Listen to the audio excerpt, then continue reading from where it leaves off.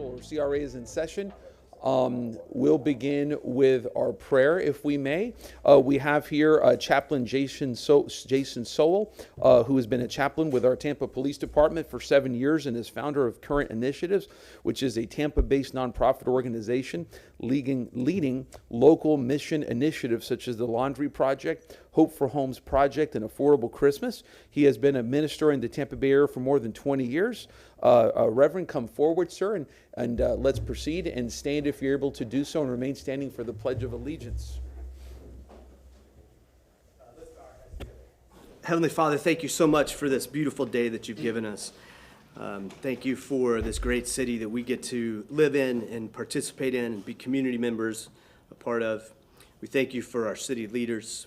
We ask that you give them wisdom and honor as they lead our city and they make the decisions that take us into the future of our city.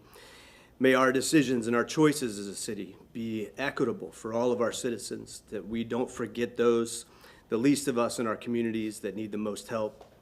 And may we lift up everyone within our city the best that we can to be the most successful and best city that we can be. May we be more than just a random city, but may we be a shining light of hope and purpose and what the future looks like for not only our state, but our nation as well. Thank you for these voices that are here to express their concerns for our communities. May they be heard. May they be compelling. And God, may we honor you in all of our choices and decisions as we go forward into our future as a great community. We love you and thank you for loving us for who we are. In the name of Jesus we pray. Amen. Amen. I pledge allegiance to the flag of the United States of America and to the republic for which it stands, one nation, under God, indivisible, with liberty and justice for all. Roll call, please. Miranda? Here. Maniscalco? Here. Hurtak? Here. Glendennen? Here. Carlson? Here. Viera? Here. We have a physical quorum. Okay, thank you very much. Okay, before we begin with anything, I know Ms. Feely wanted to come forward with an introduction before we go over the agenda for purposes of time, so go ahead, guys. Good morning, CRA Board. A lot of times I'm not here as CRA Board. Good morning, CRA Board. Abby Feely, Administrator, Development and Economic Opportunity. First, I just wanted to thank you for allowing me to jump the agenda this morning. I'm headed to Tallahassee to take my daughter, so I'm going to cruise out of here and I'm going to listen to you in the car, which I normally do. But I'm honored today to introduce our new Deputy Administrator of Development and Economic Opportunity, Jerry Lopez. Many of you have had an opportunity to meet with Jerry individually, but I'm thrilled to officially welcome her this morning in this setting. Jerry's a true rock star in the field of economic development. She brings with her more than 25 years of experience and a track record of impact and leadership. She is a proud Jefferson Dragon, which I know many of you are aware of, and raised in the heart of West Tampa. Her journey has taken her through some very respected institutions and organizations. She's a graduate of Yale and MIT, and she held a long-standing leadership roles with the City of Clearwater as their Director of Economic Development and Housing, as well as in Manatee County. Most recently, she was right across the street from us at Ernst & Young, helping local governments devise their strategic plans all over the nation. So she brings a lot of best practices with her. And what excites me most is Jerry really has the heart for the city of Tampa and our community. She understands the challenges and the opportunities that are in front of us. And if you would join me in welcoming Jerry Lopez.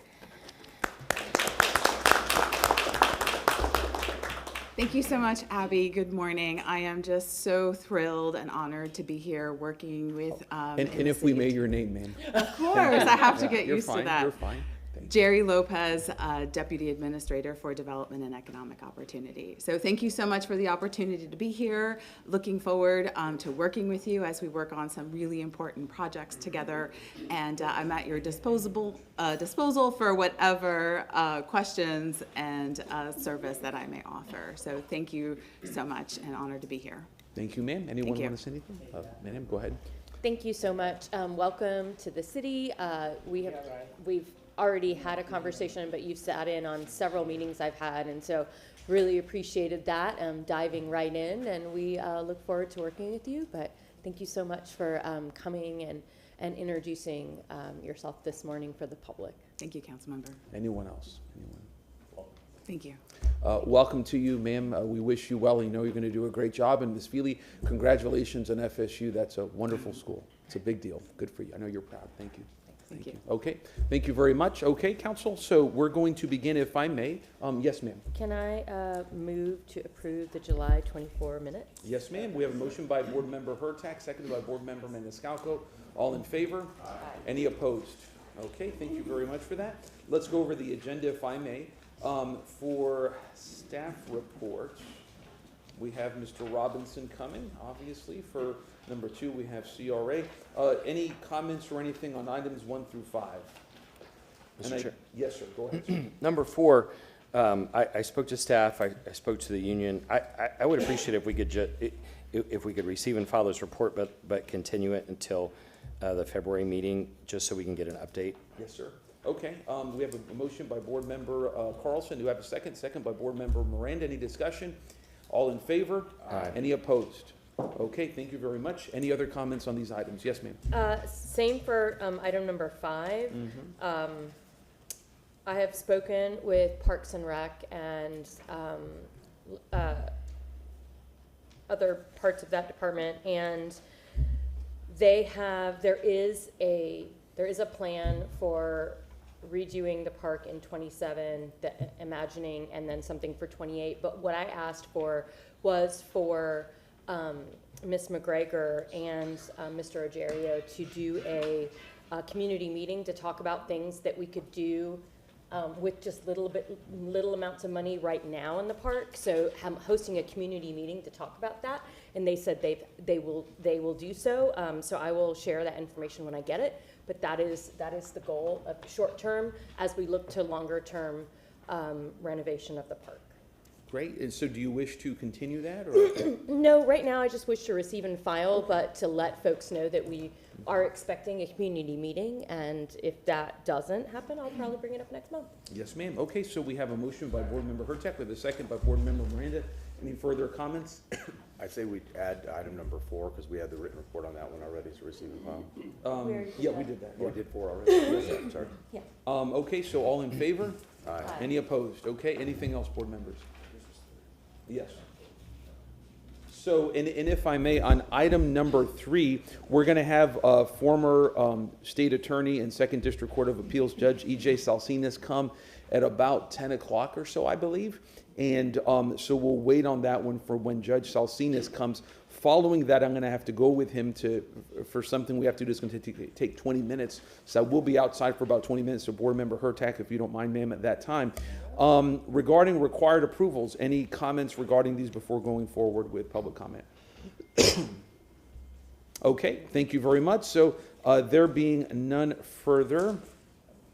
Yes, ma'am. I do think, oh, never mind. Okay. Yes, sir. If you're including number 9, I recommend, based on community feedback and the importance of weight in this, that we have a discussion today, but that we approve it in the next meeting, so that we have two discussions on it. If something is a high dollar amount, we usually will have a couple discussions on it. 9 has no dollars attached. No, but my my point is that all the dollars have to flow through there, and the staff previously, in good faith, put together a format, a decision-making format, and it would be helpful to listen to the public's comments, our comments today, and then have them come back maybe with a revised version next month, and then we'll review it then and approve it. Yes, ma'am. I have no problem pulling it off from the required approvals, but I think we need to talk about it. So if that's a motion, I'll second it. Just To take it off. yeah, I'll take a motion to take it off required approvals. Okay, second. Okay, so, and we'll get, and Board Member Clinton, go ahead, sir. That's pretty much what there's just a lot, I'm sure there's people here that will, I think we should have public comment and then take action on this, so whether Okay, that's. so how about this, guys? And Mr. McCray, do you all have any comments on this, on number 9? None? Okay, great. So how about this, guys? Just out of an abundance of caution, I'll support the motion. Can we vote on it after public comments? Is that okay?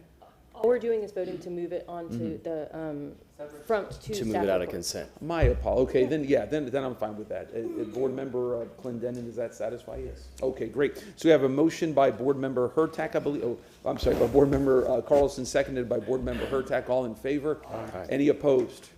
Okay, great. Thank you very much, CRA Board. And next, we go forward with our public comment. And Attorney Shepard, I believe you read a statement before public comment. We usually do in Yes, City sir, I Council. do.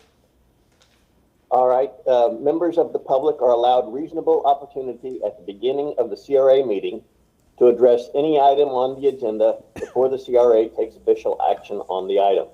However, a 3-minute time limit applies to all speakers providing public comment unless such time frame is modified by a vote of the CRA board. Speakers and members of the public are also reminded that they are to refrain from disruptive behavior, including making vulgar or threatening remarks or making or causing disruptive noises or sounds or displaying signs or graphics. Speakers are also reminded to refrain from launching personal attacks. The chair will rule out of order any person who speaks without being recognized or attempts to address the CRA from outside the speaker area at the podium. Persons failing to comply with the CRA's rules may be also ruled out of order and at the discretion of the chair may be removed from the chambers for the remainder of that day's CRA meeting. Finally, CRA board members are reminded that they should refrain from engaging a speaker under public comment. The City Council rules as revised June 6, 2024 are now in effect for the CRA board unless otherwise exempted or overridden by the CRA board bylaws. Thank you, Mr. Shepard. We appreciate you, sir. Okay, we go forward with public comment. I have 3 who are virtually registered, one of whom I see here, Ms. Bullock. So we'll hear from you live, ma'am. We have first Mr. Michael Randolph, then Adrian Rodriguez. So Mr. Randolph, if you're available, sir, have at it. Good morning. Good morning, sir. My name is Michael Randolph. Since the last conversation we had about the West Tampa Technology, Wealth Building, and Job Creation Center, interest has surged nationwide. And here's what we're telling them nationwide, related to what we're doing.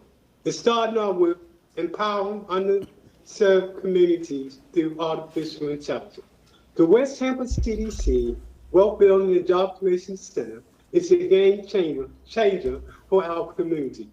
Powered by the West Tampa CDC, this resident-led hub uses artificial intelligence to drive economic mobility, workforce development, and entrepreneurship, especially for those historically left behind communities.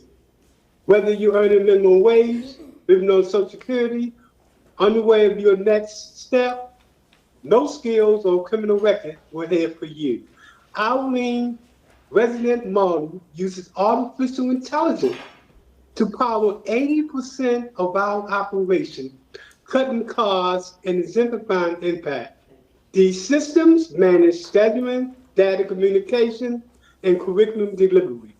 Through targeted training, we are creating 80 artificial powered jobs for low-income residents, and we're creating 30 home-based businesses. We're also integrating Web3 technology to unlock new financial tools and income streams, especially transparency, ownership, and intervention in communities often excluded from traditional systems. 60% of our funding will be coming from tech communities and lenders.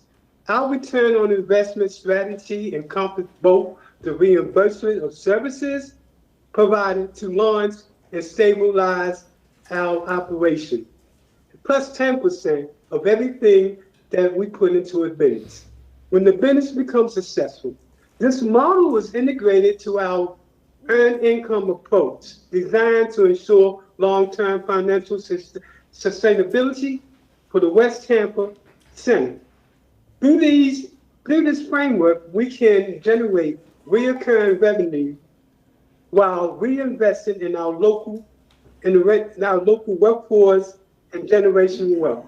In this time of rapid development and gentrification, this center is strategic. to the safety net and a launch of a new era of West Tampa productivity. Thank you very much. We're very honored to be in the spotlight. Thank you very much, Mr. Randolph. We appreciate you. Ms. Rodriguez, you're next, ma'am. Not on? Mr. Chairman, Yes, sir. I know that at least one person asked about being sent a link. Was she sent the link? Did everybody get the link sent for virtual public comment?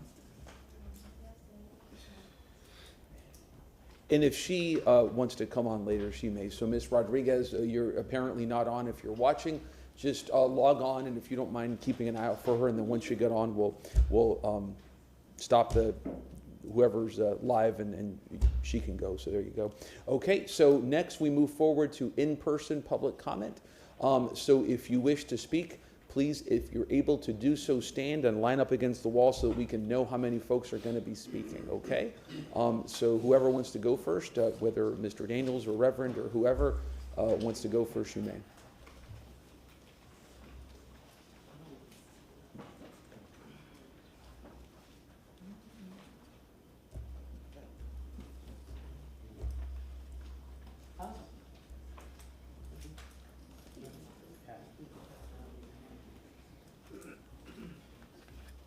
Hello, my name is Ashley Morrow, and I want to just go on the record to share Tampa's Black history. So I want to kind of go in a story format because where you all with dates, and a lot of people don't even remember them. We're going to start with Fort Mose up north of St. Augustine, where there was one of the first documented black settlements. Now, I will not say it was the first. I'm just talking about things that are documented for the purpose of this presentation. They were destroyed by the British. The Spanish allowed black people to come to Florida because it was the first promised land, and people from the southern states were running from the plantations to Florida for freedom, to either stay in Fort Mose or to stay amongst the Seminoles as somewhat freed people, but the Seminoles did enslave the black people, but not the same chattel slavery that we saw the Europeans doing. So fast forward, after it's destroyed, there are a bunch of different skirmishes and battles in Florida, and I'm simplifying this. A man named Benjamin Hawkins comes down here during a skirmish in Alachua, and he sees black settlements as well as Native Americans living in Florida free. And this is something that was, I guess he probably had never seen anything like that. So he says, you guys need to go down to Florida and break this up. So we see Andrew Jackson and his people coming to the Negro Fort in July of 1816, and they bomb this fort. They basically shoot into a magazine which has all the ammunition. There's a big bomb. It kills a lot of Negro people, and the ones that survive and get away, they run to the Suwannee River. Andrew Jackson and his people go over there in 1818 and break up a lot of black settlements and Native American villages, and re-enslave those people. And there was a place down here called Angola in Bradenton, just south of Tampa. We see James Gadsden, and Gadsden Point, I'm pretty sure a lot of you have heard of Gadsden Point. The part of the story that we hear is he came here and designated where Tampa should be, or Fort Brooke at the time. But we don't see the part of the story where he explains how, and I'll read it. The Bay of Tampa is esteemed one of the finest harbors in the Gulf.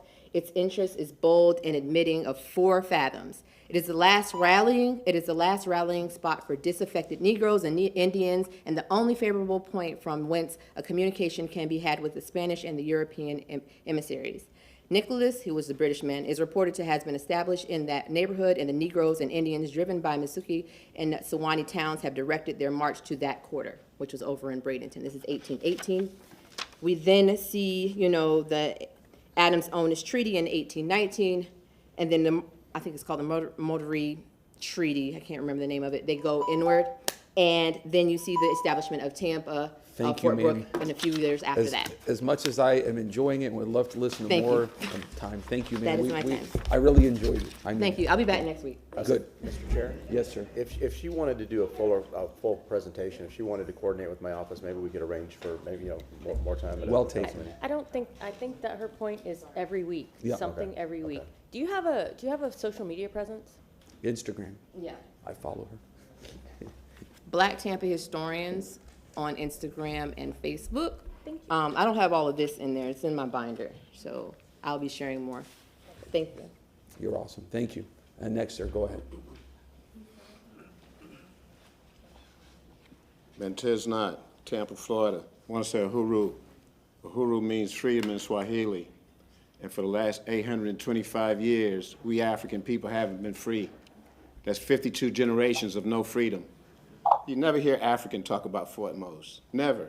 Because we don't know about it. We're not woke.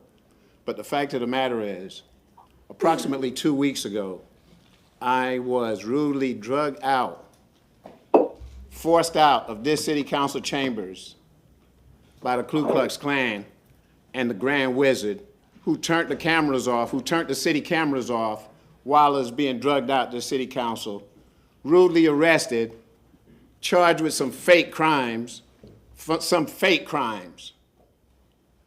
because of what? Being black. Nothing more, nothing less. You understand? White people can do that if it's the white police officer, white person walking down the street, white person want to confront you, because white people have what's called qualified immunity. That's what the ruling class gives them to do what they want to do to African people and get away with it. The white city council chairman ruled me something, caused me to be rudely arrested, disrupt my life, and put fake charges on me. But guess what? I've been arrested 85 times in my life, have never committed one single crime in my entire life. Live a good, clean life. Don't drink, don't smoke, don't participate in homosexuality, don't have sex with little children, don't do none of that.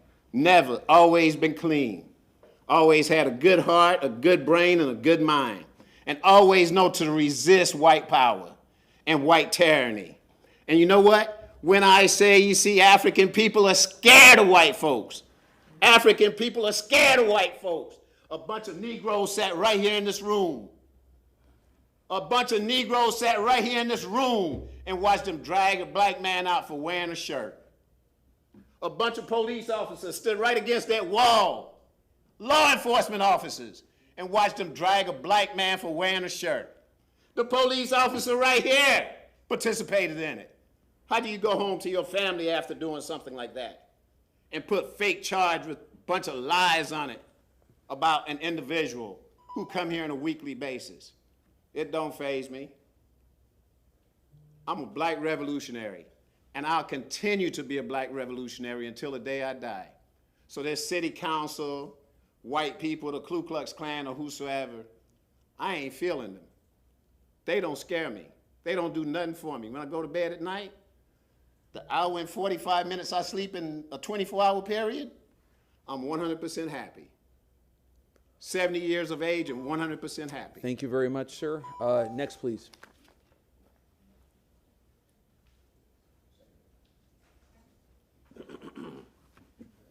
Good morning, City Council. Good morning. How y'all doing? So I'm here today in regards to item number 9. And if I may, sir, I'm sorry, did you say your name? My name is Jason Rickmans. Okay. Thank you, sir. I'm a local rehabber and developer here in the city of Tampa. Thank you, sir. Yeah. So I heard the prayer before proceedings started about wanting what's best for Tampa and wishing well on Tampa and stuff like that. My concern is about the limiting of commercial grants to $500,000. The reason why I'm concerned about that is because currently, well, East Tampa needs density. That's simple and plain. You go everywhere throughout the city and you have multifamily. You also have some affordable housing, but East Tampa doesn't have any of that. And I put forth a project where it's gonna be majority 30% units, mixed use with a grocery store, which East Tampa desperately needs. And item 9 would stifle that. So I feel like East Tampa really needs a chance, and I would like you guys to not vote on limiting grants in that area. That is all. All right, thank you. Thank you, sir. And like your hat. Thank you. Next, please. Good morning, Keela McCaskill. What does it take for you to listen to the voices of people that look like me, to the marginalized, to the seniors that own key parcels of dirt in East Tampa, and not only listen, but to respond as if you heard what we're saying? These people have paid taxes from 20 to 50 years plus. And anytime we put a project forward, particularly putting projects forward to help individuals like these taxpayers, it's at a halt. But we sat back and watched all of you have big energy for a white, wealthy male to receive $5 million to build 20 units, and I support it. But this limitation on number 9 will prohibit my client, who's paid taxes 25 years versus his 2. Miss Jackson, 50 years of paying taxes. The Jeffersons, 20 plus years of paying taxes and servicing the homeless population, people most of us wouldn't even want to be around. These grant limitations that were put together by the most experienced team you've ever had in the city of Tampa. Nicole Travis, Elise Drumgo puts it together.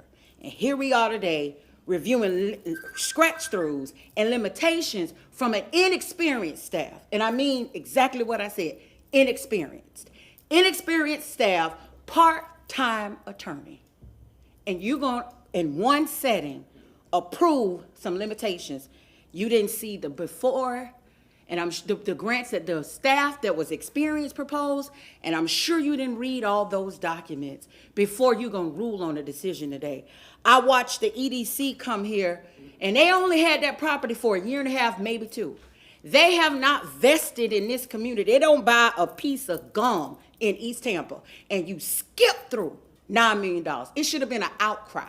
Should have been an outcry for them to receive $9 million from the poorest people in this district. And all they're going to get is 100 and something units. And USF is going to benefit from it because they want to apply for a grant. And you all skipped through this and said yes. It's despicable. And I like most of you up here. But it is despicable. What will it take? Do we have to scream? Do we have to put a white face in front of it? What does it take? Number 9, approving it today would be disrespectful. It feels very disrespectful. You want to know why people don't want to vote? Because they pay taxes, they come down here, do their civic engagement, and get absolutely nothing. Today, I'm saying don't say yes. Period. Thank you.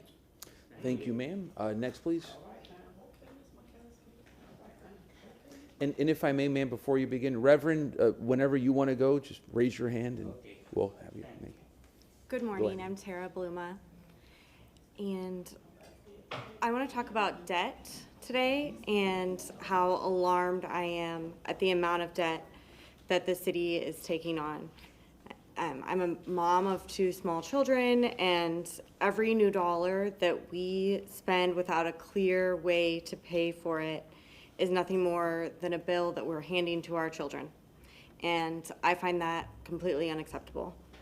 Too often, the administration tells you the merits of a project and gets you to agree on the merits without telling you how you're going to pay for it. And then we're left holding the bag and we don't have the money. Or we hear some other entity will pay a large percentage of it, or the feds will pay for 20% of it. But as you know, the project costs continue to balloon, and that percentage that they're kicking in gets smaller and smaller as the projects get more expensive. And it's not a good deal. If someone says to me, I'll pay for half of a Ferrari for you if you pay for the other half of the Ferrari, well, I still can't afford half of the Ferrari. So stop pretending that we can. And finally, we can't presume that our children are going to share the same spending priorities or priorities for our city that we have. And it's not their job to fund our wish lists. it is our job right now to protect their financial future. And on that note, I really urge you to reconsider the South Howard flood relief project. If we are going to put something on the credit card, let's get the most bang for our buck for the most amount of people and do the best good that we can. And that project is not going to help very many people in South Tampa. Thank you. Thank you, ma'am. We appreciate you. Ms. Bullock, go ahead, ma'am. Good morning, Valerie Bullock. I'm here to talk about item number 9, and I'm also here to talk about legacy homeowners in East Tampa for the CRA program. This been going on for a long time, and it's not going to be cleared up overnight, but it's just different standards. When the business owners come in, we give them loans, don't ask that many questions, and they have it for like 10 years, 20 years. But when the homeowner want their house remodeled, they want my kidney. If you get $100,000, it's a 30-year lien, and then if you get $50,000, it's a 15-year lien. For me, that is disrespect. The legacy homeowners who've been in the neighborhood 20, 30, and 40 years, they already have equity in the neighborhood. So they shouldn't have a lien on their house like that, maybe 5 years the max. All I'm saying is we need consistency. Don't make it easy for the business people on the backs of the homeowners who've been in East Tampa ever since East Tampa was started. And on number 9, it seems like we wasn't wise with our spending. We were just letting them come in and get millions and millions and millions. And now in the middle of the game, because we gave away so much money, we want to change the rules now. But people have business and they had their plans already in the pipeline. So what rules are they going under? The old Newman rules or number 9 rules? I just don't think it need to be changed. What we need to look at is why do we keep giving the money to the same people over and over and over again? It's just like with East Tampa CRA. You can see 3 top names. They keep getting the money over again. Let's do it like the city by vehicles. We'll go to Ford one year, Chevy one year, and then Ram the next year. Don't let certain organizations keep coming repeatedly, getting the buck of the money. Let's spread the wealth. Just like the man said, he got a project going on, but now y'all want to change the rules. We should have had consistency all along. This Tuesday, I was at East Tampa CRA League meeting, and the lady Cindy from Grant Park, I really like her idea, and I've talked to her a couple of times. She wanted 1.2 million. Guess what they say? No, let's give her 2.4. So it's things like that that got us where we're at this point. Number 9, y'all should not change that. Just be more careful that you're not giving it to the same people over and over again. Let's spread the wealth. Thank you, ma'am. We appreciate you. Next, please. Good morning, Mimi Martinez. I am a current East Tampa CAC committee member. Agenda item number 5. So I live in Ybor Heights, so Burrell Park is in my neighborhood. So is Reagan Park, and you can see the difference between those 2 parks. I want to give a shout out to Janelle McGregor because she and the late Gwendolyn Henderson, they really took the lead on finally getting that park the recognition it needs to be redeveloped. Janelle did reach out to me about a month or 2 ago to let me know that the next community outreach meeting is going to be in the fall. We had our first one in February. Tony Moki has left us, so now we are scrambling to get Parks and Rec up to speed. Some people didn't even know that Burrell Park was going to be a project that we are working on redeveloping. So it is a very complicated situation because the Nebraska Avenue corridor has so many multifaceted issues that is making it very hard to untangle now. And the reality is that it's been like that for decades. And getting Burrell Park redeveloped is going to take 2 phases, in my opinion.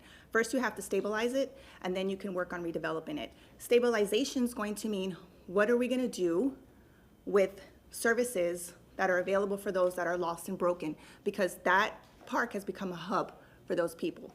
The city of Tampa has turned a blind eye, and they've actually funneled people to go there, nonprofit organizations, to provide free goods and food there to them because they know people congregate there. The people are not going to leave because they know they can get free food and goods on a routine basis. I have asked the city, Parks and Rec, why can we not put a sign up there at the park that redirects them to Tampa Hope, to Metropolitan Ministries, to Stepping Stones, to the Lighthouse, to the Spring? Because those sources are going to go to people who are in need as well. Why can't we tell the people who are there, hey, this is where you can go? I never see mobile outreach at Burrell Park. Are we talking to the people who go to the park and see what they need, and why do they keep coming to that park? There is a drug house that's right around the corner on 26th and Nebraska Avenue. And there's Creative Women. I met with Laureline. She's an angel because she's there to help those women who are sex trafficked. And when she finds clients who are serious about changing their life, she removes them immediately to another county. I met her. Me and Bobby met her. My point is, we have clustered sexual predators who are on there. We have a Head Start that the county is building that is beautiful. And that playground abuts right up next to the Jayhawk Motel, which is a sex motel. And their bird's eye view is Burrell Park. How is that a head start for those kids? What are they seeing? Blight and slum. This is going to take all departments to come together. I really advocate that we need to have mobile outreach out there to talk to those people and to provide services. Thank you. Thank you, ma'am. We appreciate you. Beforehand, Ms. Rodriguez is not logged on, correct? Okay, great. And Reverend, do you wish to go next, or? Yeah. Okay, there you go.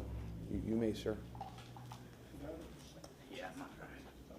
And then Bob. Thank you.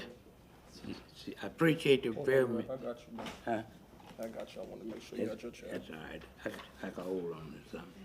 And thank you very much. But my name is Pastor William, located 1112 East Scott Street. Used to be, but y'all, he let the white folks take everything away from black folks. And you know, I see this sign here say City Legal Staff. I wonder what they doing. They don't do nothing for Frank Williams, and they don't do nothing for people of color. But take. Basically what I wanted to talk about, Jackson House. You got to let God tear it down before y'all do anything about it. And that damn Pastor, thing been sitting up there. The clock, if just whenever you speak, if you could speak to us, sir, if you don't mind. Well, I got to speak to the people because they're the one that listen to me. I hear you. Y'all don't listen to me at all. And I thank God for them. I pray for y'all. You know why y'all don't call me up to pray? I tell you why. I want these people to know. They know I'm a pastor, but the reason they don't want me to pray, because I use the name Jesus Christ, my Lord and Savior. But a guy came up in one day to read the Quran. He read almost the whole book of Quran. And that's when they start giving us time to give comment. And we don't give our own comment. We want to give what y'all put on the flyer. Ain't that something? We got to talk about certain things. No, that ain't the way y'all gonna control Pastor Williams. I'm gonna talk what I need to talk about. I'm gonna talk about the truth. And that's what life is all about. You know, I used to come up here many years ago, and some of y'all used to, maybe not y'all, but people would walk out when I stood up here. But now they're not able to walk out no more because they're all dead, I guess. But we have to understand, treat people like people, and I rejoice over that. And don't treat people like they're animals. Treat them like they're human beings. And that's what life is all about. And you know what? We're going to have to give God the glory at everything that happened to us, because God is a good God, and I got to give him the praise. Like I tell y'all, I'd rather talk to y'all, because I think y'all will get something done for me. But y'all are standing up there, y'all don't get nothing done for me. I've been coming here complaining year after year after year, but they don't do nothing. But they call the white folks up here, come here, we got to vote on it. But Frank Williams, they don't vote on nothing I say. And now the city legal staff don't want to do nothing I want them to do. and they coming over there talking about, I had to pay, my son paid $18,000 for me to stay where I've been living out all the while. You think somebody gonna do something about it? They got a, Thank you, Pastor. Your time is up, Oh, unfortunately, okay. sir. We appreciate you. They got an organization called, PN something. I can't think of it now, but that's so much on my Thank you, mind. sir. Next, go ahead, sir. Thank God for y'all. How much you want to talk about? Don't talk about what they put on the list. Go ahead.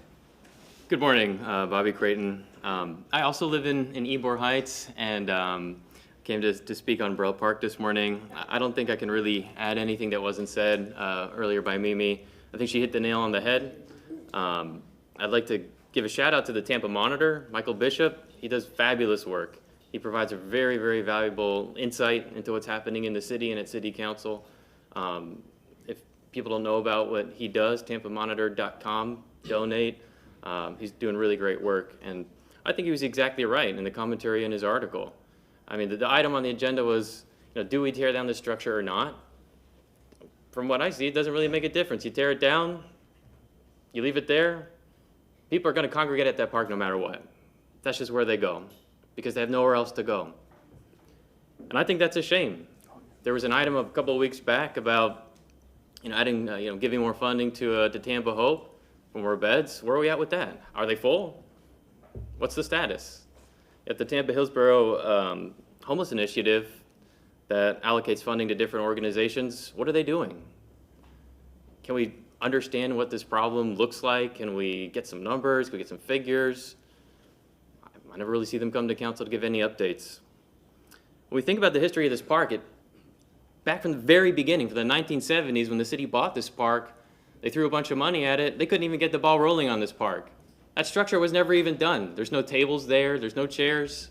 People sit on the floor, on the concrete, with their back against one of the pillars, where people throw cigarette butts and spit on the ground.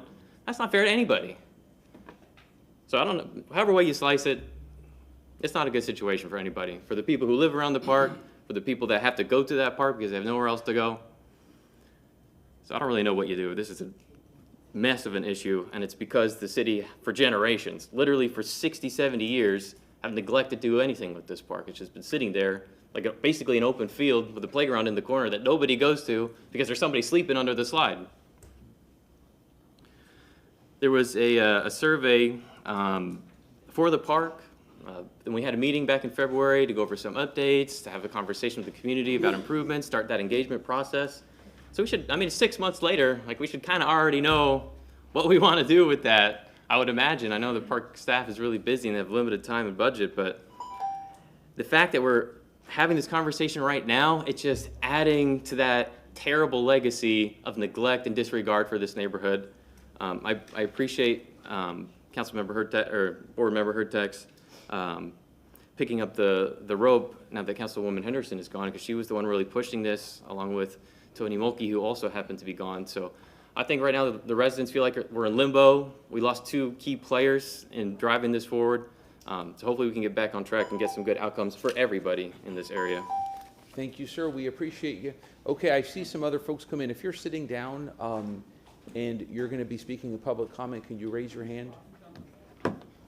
Okay, so 2 folks. Okay, go ahead, sir.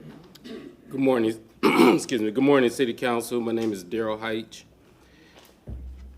From last year's budget to this budget, the CRA funding is currently will be proposed at roughly about $60 million. The CRA was created, my timeline might be off, but at 1969 to settle slum and blight in the communities. In 2020, this council, plus or minus some persons, wrote resolution number 568. You fast forward from 1969 to 2020, where the city made an apology for the wrongs that they done against black citizens of the city of Tampa.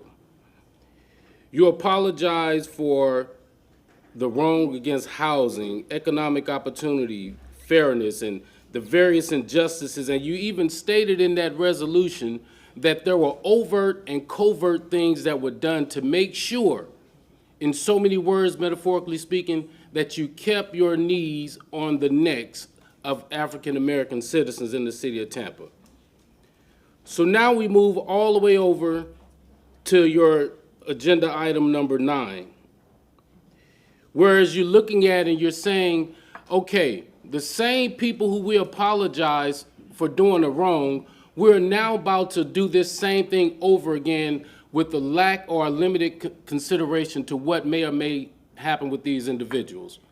If I got a business in Ybor, if I got a business in East Tampa, and I'm looking to grow my business, and all of a sudden I find out that the game has been changed, the goalpost has been moved further down the road, and now I can't open my business. I can't continue to do business the way I used to do business, which then leads us back to the problem of slum and blight. The very thing that the CRA Chapter 163 is supposed to cure, we're making it come back to pass. We use terms like, what was this term? It was a, what is this? Hold on, this term is amazing, because I was like, how do you even make this term up?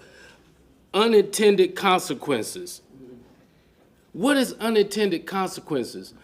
An unintended consequence was you intended to move on resolution number 568, but the consequences are Angela Chris sending me an email 3 weeks ago saying that we want to have a discussion on why we haven't met since June. That's an unintended consequence. So if we continue to have these unintended consequences, how do we know our businesses are going to succeed? How do we know what you're proposing is going to succeed? I'll tell you this. If you're paying me $203,000 a year, I wouldn't buck the system either. I would ride with whatever is told of me. Thank you very much. Thank you, sir. We appreciate you. Next, ma'am, go ahead. Good morning, Connie Burton. 568 is real. It's not going to go anywhere. And if you're planning on moving forward political, it will follow you. Legacy and redlining. The switching of words, but the consequences are still the same. Redlining, denying Black people value for their property then, and now with your item number 9 will also be denying Black people or others the ability to move forward. And I truly believe the reason why you're doing it is because coming through the door is going to be another developer that's going to get 100 free properties again. What we see happening now in all of East Tampa is houses that cost over $600,000. I don't know what your salaries say, but most people in our community cannot move in those communities. So all of the beautiful pictures that people are going to propose in their political portfolio of things they did as they was in administration, it didn't help us. And we are not going to let that drop. It is not helping us. We believe that the CAC made consideration that those in our community that could not get in the game, like you all always lifting up some of these areas that was economically depressed, that had a lot of blight, what they was able to do before you passed this proposal, this agenda item, they was able to come and get all the money. It ain't no money trees out here. How was they able to redevelop all of downtown if they didn't get special taxing and special credits? How was they able to go through West Tampa and do all that they have done? Special consideration. And so what we are saying is that since none of you all represent the true interests of District 5, it's a vacant seat up there. Slow this train down. Let us have somebody up there that we can continue to dialogue with to say this is the interest of the majority. And while you do not have people from Channel Side never coming down to this podium and saying they represent District 5, you know why? because they know they financial bankers is going to have the ability to do everything that they need to do. They don't have to come down here and say they're from the downtown housing community. You know why? Because even though they're part of District 5, they know in daylight, sunlight, or the golf course, they're going to get their issues taken care of. And what we're saying is that in spite of the manager of East Tampa being black, he do not speak for the whole sum of us. No, we need our representative there to speak in Thank our you, ma'am. interests. We appreciate you. I Thank know very you much. don't. Thank you. Next, please.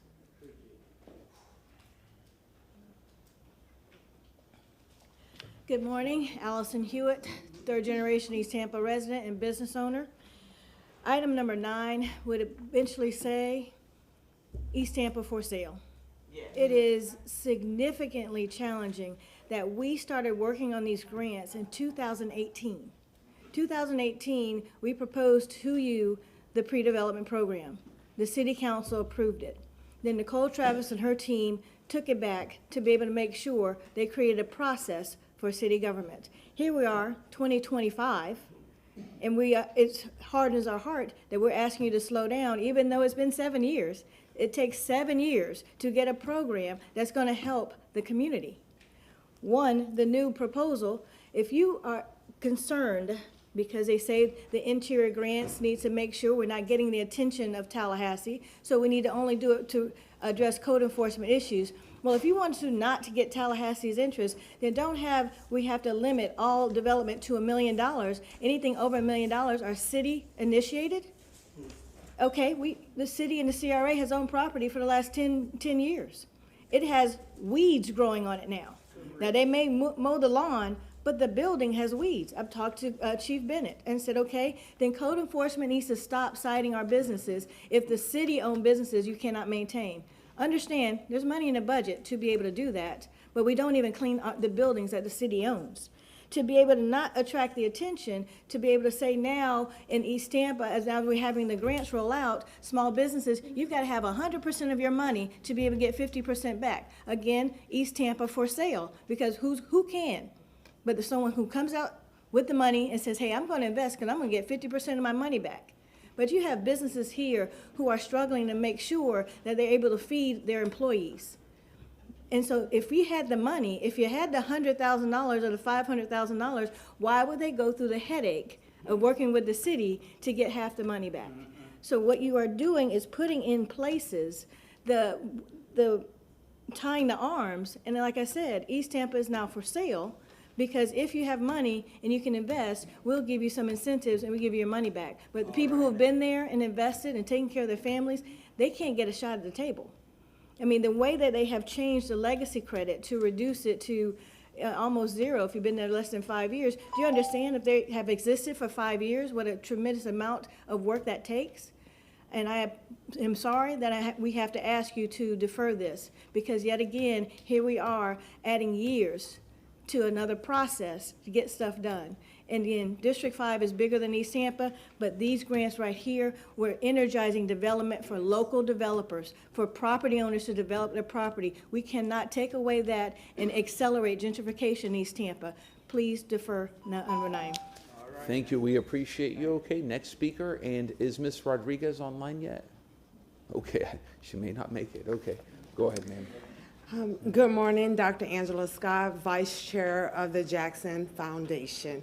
Want to come up here and say thank you for voting yes on number 10, whether you have done it or not at this time, but we want to say thank you. We know that it has been some time of negotiation with the easement. So we want to thank the city mayor, we want to thank her administration team, and we want to thank you all, the city council members who have voted to move forward with Amendment 4 for us to move forward with our project. The Jackson House Foundation Board of Directors have gone through the RFP process. We have selected the firm, and as this is approved today, number 10, we can move forward with public announcement of who that firm is. We want to make sure that you say yes today to number 10 so that we can notify that firm. So I want to publicly say that we stand as the Jackson House Board with number 10 to move forward with the easement so that we can reserve and preserve the history, the Black history with the Jackson Historic House downtown. Thank you. Thank you, ma'am. Next, please. Good morning, Council. Robin Lockett. Just quickly, with this type of outcry about item number 9, hopefully you guys find your way to create a workshop so that or have the community input to really take in consideration about this item. Yeah, it's needed. It's needed in regards to a workshop or something of that nature. And I support number 10. If Jackson House supports it, I support it in approving this developer. Thank you. Thank you. And happy belated birthday. Oh, thank you. Yes, ma'am. God bless you. Next, go ahead, ma'am. And before, Doctor, if I may, after this gentleman here, is there anybody else speaking for public comment? Mr. Robinson, anybody else? Yeah, but I guess he also wants to speak. Yes. Go ahead, ma'am. Okay, so we have 3 more speakers. Go ahead, ma'am. Good morning. Dr. Carolyn Collins, Chair for the Jackson House Foundation. I think our Vice Chair has indicated where we are in the process. I just wanted to make sure that we were here, we were present, and that you know that we support the resolution that's listed at number 10, which would afford us the opportunity, as indicated, to move forward. With the breach, what we called it, with the failure that occurred in the east upper corner of the house, we actually just submitting you a press release. I like to make sure that when we come before you, we leave you something. So that was a press release from the, not just a breach, but we decided to have it after we actually spoke with the 3 firms down at the house, having completed that full process. Thank you and I want to say thank you to the mayor and the administrative team for working with the Accardis and removing the Jackson House. I want to say thank you to the city council for approving it a few Thursdays ago, and I'm going to say thank you in hopes that you would approve this today so that we can move forward. This will allow us, which we currently working with the city staff to do emergency repair, and it's emergency repair for safety. We do not want to put a considerable amount of money in it, but we know that the contractors need to go in, so it was mandated that we do that. I saw comments from different individuals, and particularly with council, who was making comments about the house and wanting to do it. We've received a number of calls from a number of individuals who actually want to support and what they want to contribute. And we are just pleased and happy that we have finally reached this point and we were removed out of the equation. So do we support what's in it? Whether we really are looking at what actually is in there, there's a piece in it that we've never said we wanted to do, but we know what we need to do in order to save the house. Let me close the Jackson House off now and make a comment about number 9. It would be less than human of me to stand here and hear comments about whatever is going on with number 9 that I'm not aware of. But there have been too many public concerns that have been expressed about number 9 and whatever is happening with it. Not sure what's the best process, but I know I can say, like I said, please support number 10. I would ask that you delay and not support number 9. Thank you. Thank you, ma'am. We appreciate you. Next, sir, go ahead. Yes, I'm Shagret Dawson. Although I did really want to give you all maximum pressure today because of present company and one of the doctors in my family I forgot to mention the last time I was up here. So I'm going to tailor this again to be nice, but I wanted to give a little context to this picture, and I guess you can't get the full screen, but anyway, this picture was taken a year before I was born. So this is March of 1967. So the little girl in this picture will be around 60 years old, which is about the age of many other people that I have listed on this this document. But anyway, look, it's been about a week since I sent every one of you all allegations of and proof of judicial, medical doctor, and attorney misconduct. I know a couple of you all are actually attorneys, so you have an obligation and a duty to respond to it. But I know that delusional and entitled and incompetent racist people hate unilateral black happiness, and they definitely hate any kind of black pushback. And I know every one of you all know exactly what I'm talking about. Because the law is like akin to a coloring book. You know, it has the outlines and you're supposed to color inside the lines. If you want to do what you want to do, you get you a sketchbook and just kind of go off as you wish. The people around here don't know how to color within the lines. And if you wanted to color outside the lines, hell, you could have done something other than be a public official, because every one of us took an oath at some point in time. Some of us actually did it with the naive expectation that those around us who do the same thing would be at least adherent to that obligation, but not in this damn city at all. Apologize, Auntie. But anyway, I'm feeling kind of like Job from the Bible. You know, I went to the VA a couple Saturdays ago, and they said I got a Nabisco bump on my back, like he did Job, see? And that Nabisco bump is kind of like, well, it's actually a sebaceous cyst, kind of like I think a lot of y'all are, just pasty and useless to me. But I've watched way too many high-seated Nabiscos steal from the people without you all being the fulcrum of justice that balances it that you're supposed to be. I hope I did a good job for the person who asked me to behave. And by the way, I'm not suicidal. I plan to see this thing through to the end, and I want to let everybody know that everybody needs to hold these kind of people accountable. We'll all be famous eventually, and actually what I sent you all had nothing to do with my current lawsuit and appeal in the federal court against the city of Tampa, so you all had a duty to respond.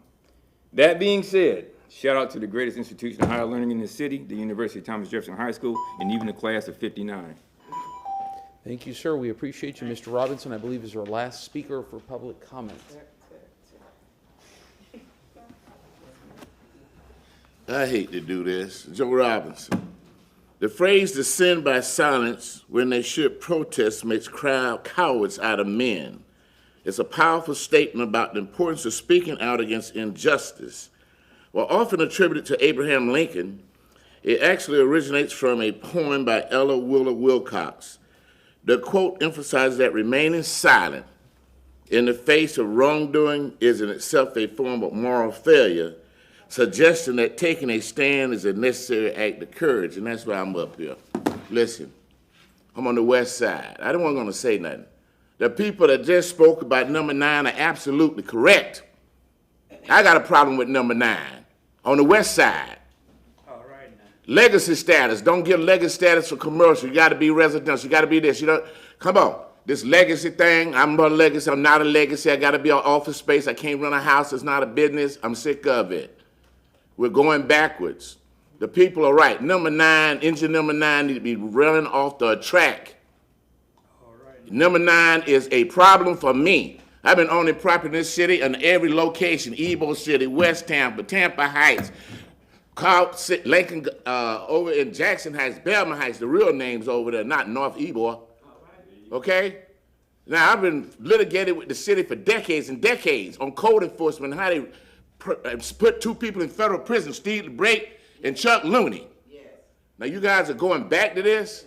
I'm sorry, my mama rolling over in her grave this morning, knowing that we're going to be jacked around in West Tampa with the property I worked hard for, out there cleaning up the right-of-way for the city every other week. And I got a serious medical condition. I'm tired of it. Number 9 is not right. It's not fair, and it's not equitable distribution of city taxpayer funds that are derived from a slum and blighted area. And I think that it probably will be litigated okay, by certain property owners. It's not fair. And I'm saying it because I don't want to put up the headache. I done talked to Abby, I done talked to Cedric, I done talked to all of them. And I done heard the people speak. Number 9 is a problem with this legacy thing. Some people get it, some people don't. If you're commercial business, you can get a legacy status. If you're residential, you can't get it. But what the hell am I? I rent businesses, I rent property. That ain't commercial use. I'm gonna leave it at that. It's wrong. You don't need to pass it today. If so, I may have to go back to being a radical person, which I don't want to be. But I got some money now to fight the system. Thank you, sir. Okay, that would appear to be the end of public comment. We go next to item, and by the way, before we go forward, I also wanted to say that I believe the next CRA meeting will fall on September 11th, and so therefore I'm having that meeting begin at 10:15 so that we can go to the September 11th memorial by Tampa Fire Rescue. Yeah, so, yeah, and I guess. Do you want to There's make a motion by Board Chair Vieira. There's a second by Board Member Maniscalco. All in favor to start next month's CRA meeting at 10:15. All in favor? Aye. Any opposed? Thank you, Madam. Appreciate you very much. And now for purposes of, where is this? On number 1, what is the time limit for Mr. Robinson on this? I'm trying to gauge time on this. Okay, good. So what I'll do is, Judge Salcinas, are you good waiting another 10, 15 minutes or so, sir? Yes, sir. I would assume so. Just want to make sure. I would assume so. Okay, so let's go ahead and begin. Okay. So we'll do item number 1. Go ahead. Good morning, CRA board members. I'm Brenda Thrower. I'm the West Tampa Development Manager, and I am here to introduce Mr. Joe Robinson, who will be giving you an update of the activities that are happening in the West Tampa CRA. Okay. Thank you. Shouldn't that be that it needs no introduction? All right, now I got my other hat on, the nice guy. Listen, I do Joe Robinson, 2338 Palmetto Street, West Tampa, the Scaloni House, in 5 minutes. I want to thank Cedric McCrae, Brenda Thrower, and B. Parks for making and getting us and keeping us moving forward with all of the other people that came before them to get West Tampa to be a premier CRA. We know what we're doing. We know how to do it, and we know how to collaborate with others like the Housing Authority, the developers, and everybody else. But when it comes to these other things, we got to be careful. For example, some of our achievements are major improvements. The West Tampa CSA has been engaged in many West Tampa parks. Projects include Salcinas Park. Groundbreaking ceremony last April. Construction underway with ribbon cutting coming in early 2026. Ray Park, Pellegrino Ray, ex-mayor West Tampa. Design development phase 90% complete in June. Site plan permitting in process and groundbreaking in the fall of 2025. Freedom Park. Environmental is complete. Soil remediation permit pending and work planned to begin in August Park. Planning design to be announced. Fremont Avenue grid reestablish our streets again. We're selecting the process of someone to study that. We're going to do that. West Riverfront project, very controversial, but an economic engine for us. The CRA is a partner with this project with a contribution of over $10 million out of our funds for this project. It's an economic generator. Let's talk about Main Street. Quick build project complete. That'll resurface and parking designation, 4-way stop at Main and Albany, looking good right through there. New business opening, Co-Hatch. Come in and put several $1 million on Main Street. Attach multiple tenants, including Congressman Kathy Castle that moved into the CRA. The West Tampa Chamber has moved into the CRA on Main Street. Never heard of. New restaurants, Barbecue King in the Lucky Tiger. New Publix that won't meet with us, but the new Publix on North Boulevard on Main Street to open up, providing economic development. West River Apartments, more residents to live in there. West Tampa Housing Projects, okay? The Housing Rehabilitation and Renovation Program, HRRP, has benefited new or returning residents to West Tampa, people coming back and supporting their dreams of home ownership. There's a house here today we're buying to help that, possibly. The program gives $100,000 to homeowners to the Tampa CRAs and helps bring their homes into compliance with city's Florida Building Code and housing quality standards. 2 houses under construction, 4 houses in pre-construction, and 12 applications distributed with 1 application submitted. Land acquisition. Land is not going down cheap in West Tampa. So we're trying to buy what we can. Last month, the CRA acquired 3 contiguous West Tampa properties, approximately 1.1 acres on the north side of Cypress Street between Howard and Armenia for affordable housing. Site prep and demolition planning underway, and we look forward to participating in future community visioning. Because now any property we buy, we must go to the community and ask you what you want to do with it. Thank you up there. Thank you up there. That wasn't done before. Y'all done got me going back 30 years ago. I'm going to be back a radical again. The CAC has also recommended a historic property acquisition located on Main Street Commercial District. It's on the agenda today. Please approve it. For a mixed-use commercial residence project. The vision is to acquire future affordable obtainable housing and possible commercial development on parcels assembled. West Tampa commercial grants, controversial with me. The commercial grants team briefed the West Tampa on updates. You got it on 9. Engine number 9 needs to be stopped on the tracks. I'm sorry. West Tampa is one of the most active districts with 15 applications currently being, and this what's happening is you got people in there, made application, now we got new rules. You're gonna have to go into that if you don't get your application by the 15th. Shut it down, man, and think it out. Because a person like me been paying hundreds of thousands of dollars of taxes over the last 60 years. Charlie, I ain't getting no benefits, and I've been sitting here in West Tampa all my life. That's a shame, oh God.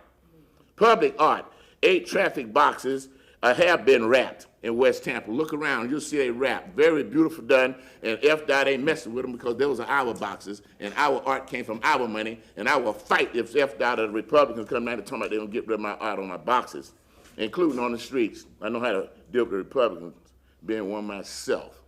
Okay? Bottom line, Ray Park mural is being recreated. We're going to put it inside the building because we're going to have a brand new building for Pella Greedo Ray named after a man West Tampa. Brand new for the students, for the children, and all of that. But we're going to keep the mural in certain phases so we keep that history of what happened about the kids that burned up in the fire across the street. And in closing, I'm not going to say nothing about Rome Yard. I got an update from Abby before she went to Tallahassee, but there was a little delay because of the environmental land cleanup, because that was a Brown delayed things. So it's getting back on schedule, and they're going to be breaking ground in the next month or so. So we'll see Rome Yard coming out, and people start asking me what's going on. And finally, it's been a pleasure to serve on the West Tampa CAC as a chick.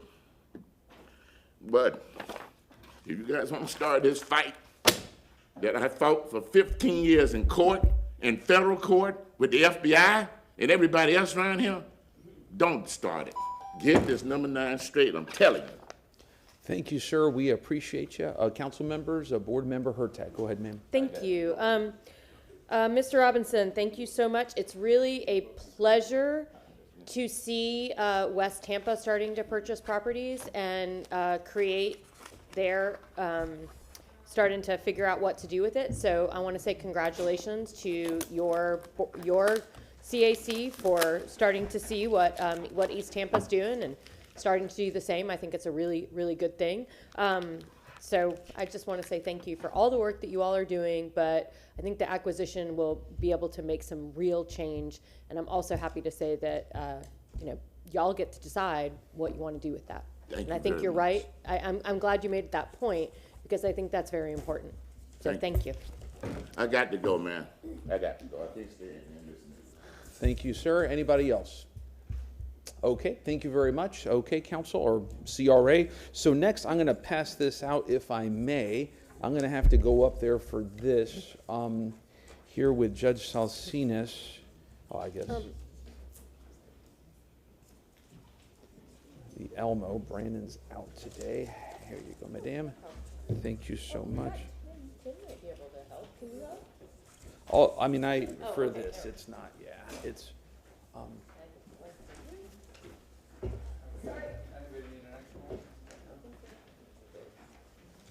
Give one to,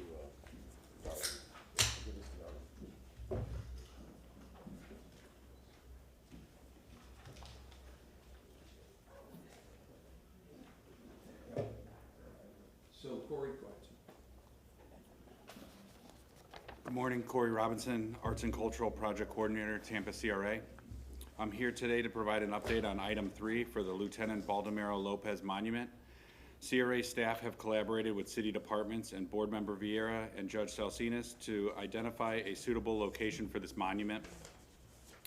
After a few different locations were looked into for this project, the current selected location is Waterworks Park, adjacent to where Lieutenant Baldomero has been recognized with an existing plaque.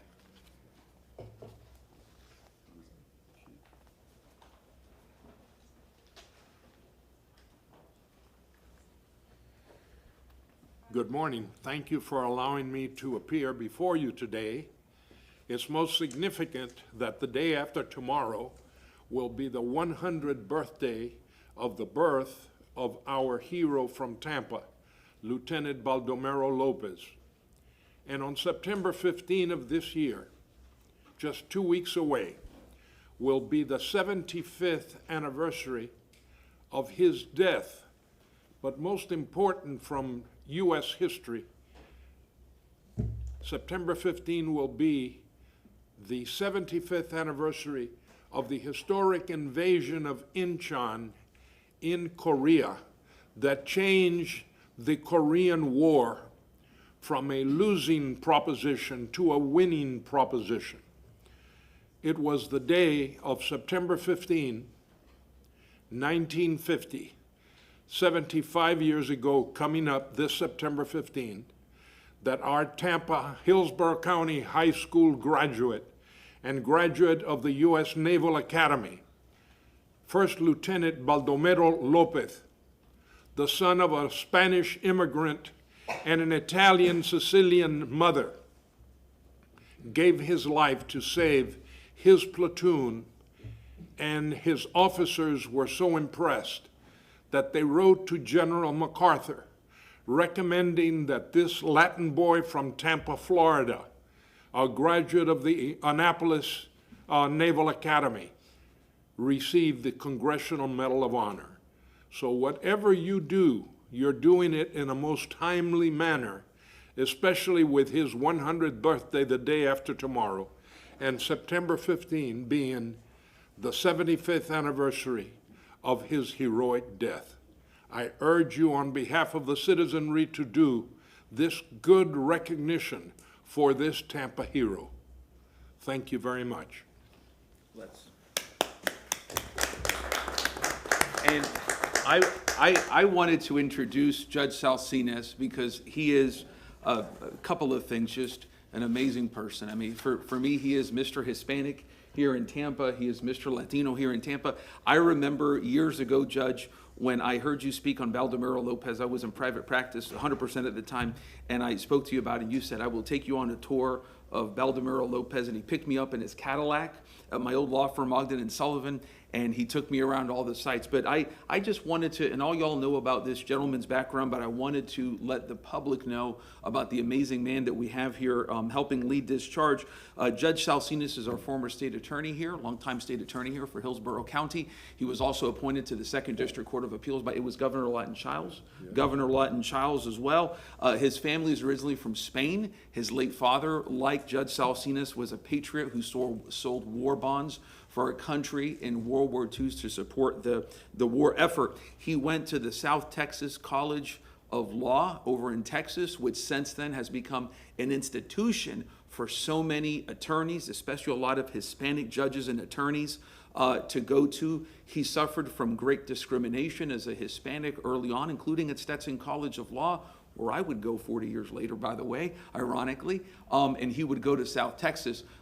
He would be an amazing, just a bridge builder for people in the state attorney's office, hiring, among many, many others, Judge Virginia Covington, the first African-American state attorney who would become our first African-American judge, George Edgecombe, among so many others. Just such a historic man. He was knighted by King Carlos of Spain for the Royal Order of Queen Isabella, That among many, many other honors. And he became a member of our Florida bar in November 15th of 1963, 7 days before President Kennedy was murdered. And I'll say in closing, when you take a look at this man's public service career as an attorney and as a public servant, it is what President Kennedy talked about giving back in public service. That's what this guy does. So, but I wanted to speak very briefly on a couple of things. Number one, as Judge Salsinas noted, on September 15th of 1950, it was the death of Lieutenant Baldomero Lopez, who willingly gave his life at Incheon, Korea.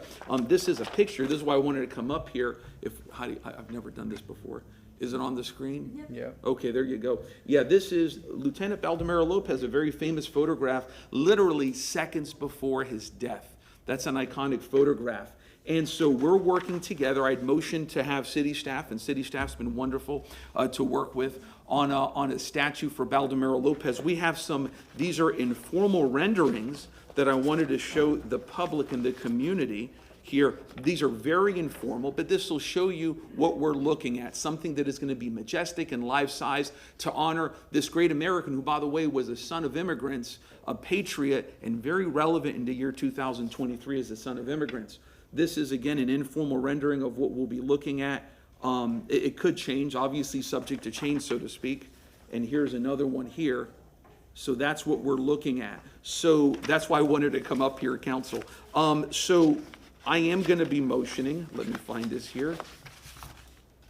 I am going to be motioning for a written report on the status of the timeline of the Lieutenant Baldomero Lopez monument, the exact location and waterworks, and a final cost estimate to be brought back to the CRA for our October, there you go, I guess we'll make it right now, for October 16th meeting. I'm doing that because we're looking at a budget. We think that we can get most of it within the CRA. If I'm in, Mr. McCray, if you need to come and speak to that, you may, obviously. We're not having a meeting in October, so it's probably going to have to be November. So let's do November. That's okay. But That what would I be want to do November the 13th.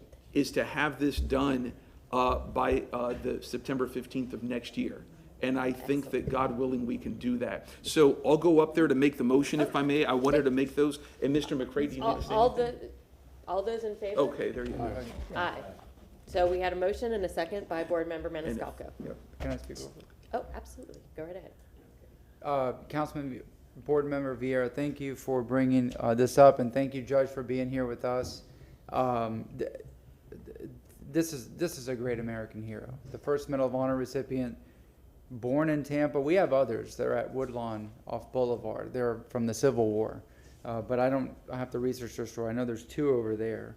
But with Baldomero Lopez, this is recent history, because I knew a gentleman that died about 5 years ago who graduated Hillsborough High School, 43, and Baldomero Lopez was his ROTC commander, and he knew him personally.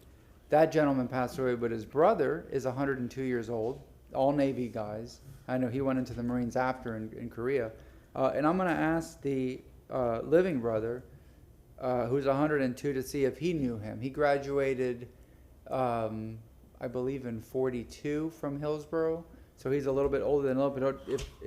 If he knew him personally, and you know, if we can bring him down, you know, World War II veteran, served in the Pacific.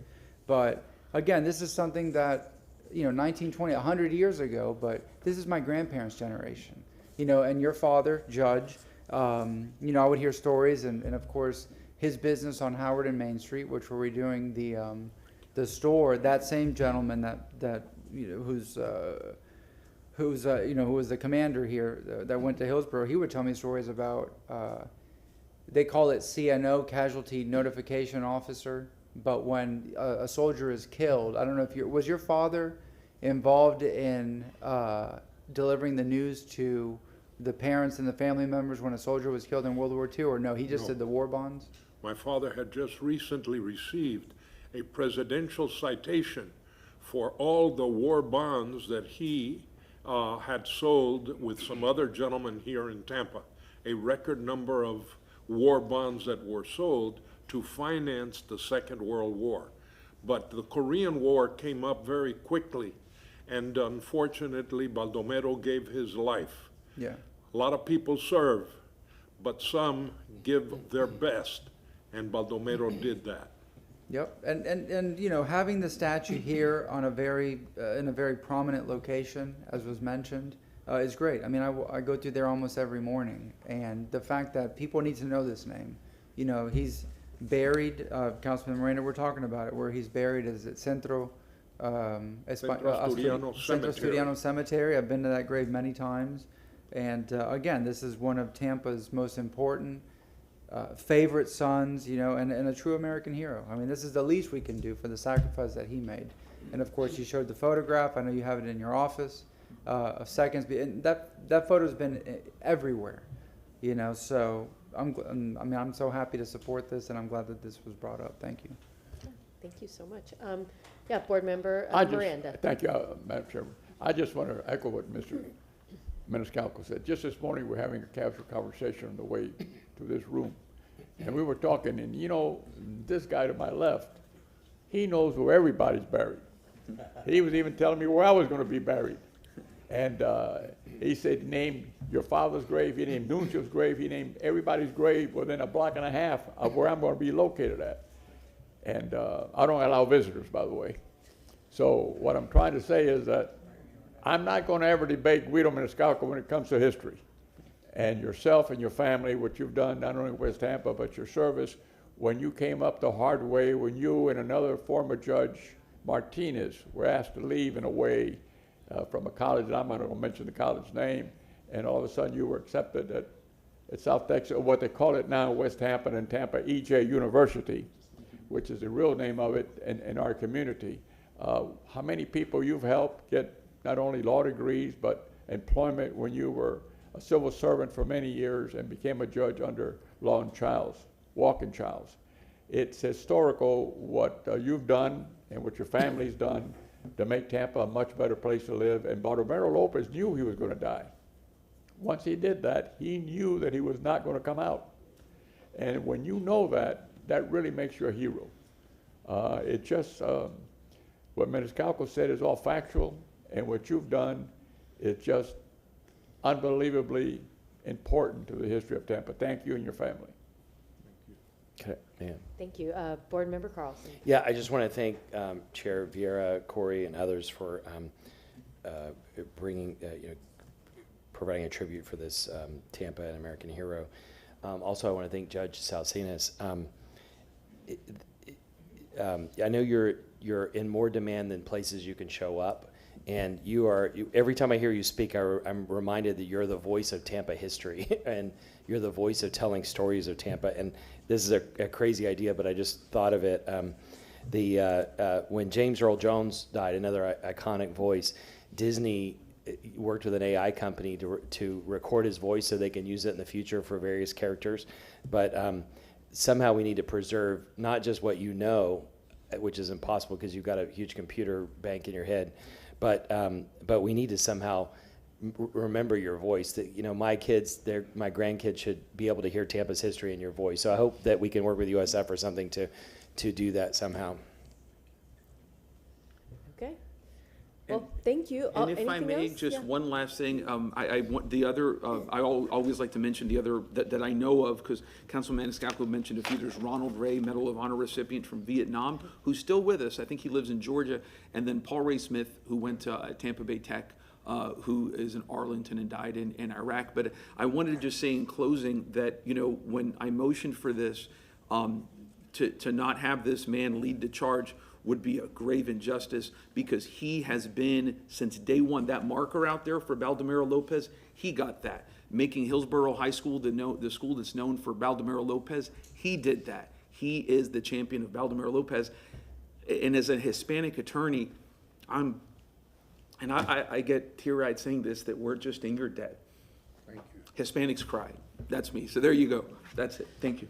Judge Salcinas, thank you so much for coming today and continuing to lead this charge. That is so important and important to our city's history, and we really appreciate you coming out this morning. Thank you, ma'am. And Board Member Maniscalco. Well, one last thing, Judge, since you're here, and because I say this all the time. I met you through my grandmother, I don't know, 30 years ago in your house, and you showed me your cufflink collection. I've never seen so many cufflinks in my life. But there's 4 people: Charlie Miranda, Judge Salcinas, Dick Greco, and Bob Martinez, Governor Bob Martinez. After you guys are gone, and I hope you all live to 110 years old, that's it. I mean, it's a library of information. It's, you know, it's that you're the last of that generation, you know, that I remember growing up, and you're very special, and we always appreciate when you come here. So thank you, and thank you for Councilman Vieira for bringing you today. But it's always, you know, your living history. You're so important. Thank you very much. We appreciate you. We do, thank you. Thank you. And I have just been asked by the clerk to, for the record, can we have a motion that approves the current agenda for today? Second. Okay, we have a motion from Board Member Maniscalco and a second from Board Member Clendenin. All in favor? Aye. Okay. Corey Robinson, Arts and Cultural Project Coordinator, Tampa CRA. Just wanted to close the topic with a few brief updates about this project. After our last meeting about the site with the Parks Department, there were some concerns of structural issues that may raise costs at this location. We have a preliminary estimate of cost of $152,000, but due to structural concerns, we cannot be sure of the exact amount today. We are currently meeting with Parks and the Arts and Cultural Departments to determine the full amount needed, and we will provide that update at the next meeting in November. Okay. Thank you. Great, thank you. Our next meeting is in September, Oh, but the November. heard the motion. With the update, got it. Sorry. Okay, thank you, no problem, appreciate that. And Mr. McCray. Good morning, Cedric Good McCray, morning. Tampa CRA Director. I have the honor of starting the Director's Report, and I want to bring up Lauren Green. You all have received the customary project tracker and commercial grants trackers for your review. The next item on the agenda under the Director's Report will be the newsletter. You should have the fresh, hot off the press copy at your seat at the dais, and we also sent 5 or 6 names because we wanted to poll the board as it relates to the naming of the newsletter outside of the quarterly newsletter. But last month we had Mr. Hall, who has been active with the summer youth program for the Tampa CRA as well as the city of Tampa, and we have a student intern, Ms. Lauren Green. I believe she was introduced last week, but this is a part of her capstone project for the summer. She will be leaving us, I think today or tomorrow is her official last day. So we wanted her to kind of shepherd this through. And I'm gonna ask Ms. Green to come up, and then she'll speak to it, and then you all can either, you know, you have the information and the suggested names, and we'll just take a quick poll, and then you can let us know what, Great. you know, what your pleasure is. Wonderful. Ms. Green? Welcome. Thank you. Good morning. My name is Lauren Green, and I'm a second-year graduate student at the University of Florida. And I had the pleasure of interning, right, go Gators. And I had the pleasure of interning with our CRA board this summer. And one of our projects that I'm especially proud of is our newsletter for the summer, which I will present. So, I authored the feature story of our quarterly newsletter, which I titled Innovation and Technology Make a Debut in Tampa, which it has with our CRA Housing Initiative application, or the GIS map, which DeQuah Hall presented at our last meeting. And what's unique about this application is that it allows viewers and residents to be able to access the application and review all the investments that our wonderful team has invested into community projects, such as tree trimming services, roofing repairs, and emergency assistance programs, down payment rehabilitation.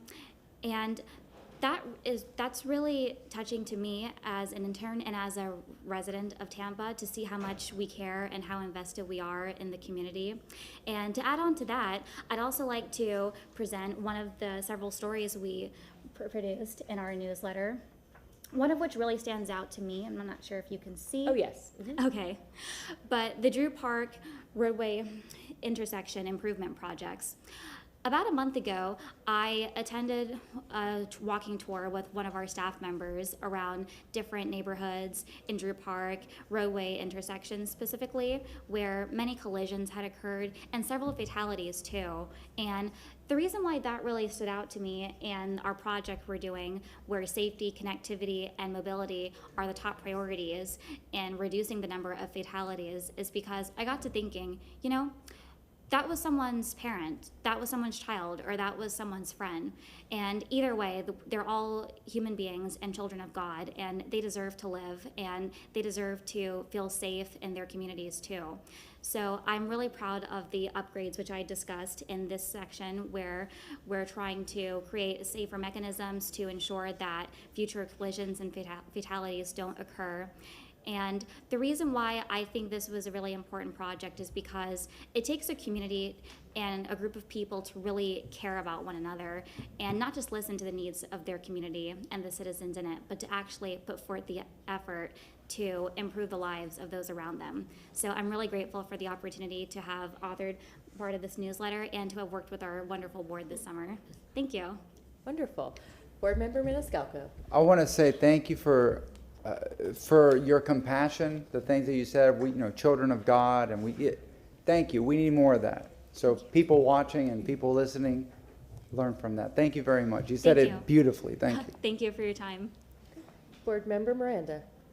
No, I'm sorry. Oh, okay. Well, I wanted to say thank you so much. I particularly love the really joyful photographs, especially the one on the top. It was just great from last month about having our interns share that space, and I love the way everybody got a little love in the newsletter. So congratulations, you've done a great job. Thank you. And because Ms. Green has done such a fabulous job this summer over the last 7 or 8 weeks, we just wanted to provide her with a certificate of appreciation from the Tampa CRA staff. She has done a phenomenal job in working with all of us over on the second floor of the Tampa Municipal Office Building. So, Ms. Green, thank you so very much. Thank you so much. Thank you.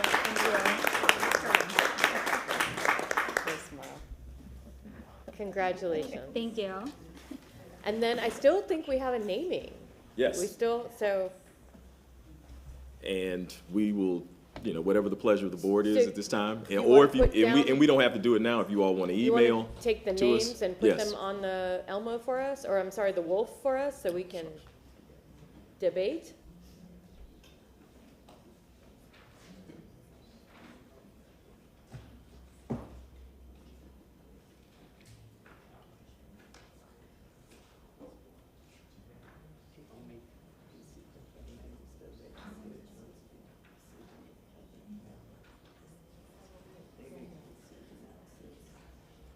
We don't have a physical copy, but we can do it via email, and you all can let us know in the essence of Okay. time. That works perfect. Thank you so much. Really appreciate it. Yes. Looking forward to seeing what names we choose. Okay, next. Yeah. Always a teacher.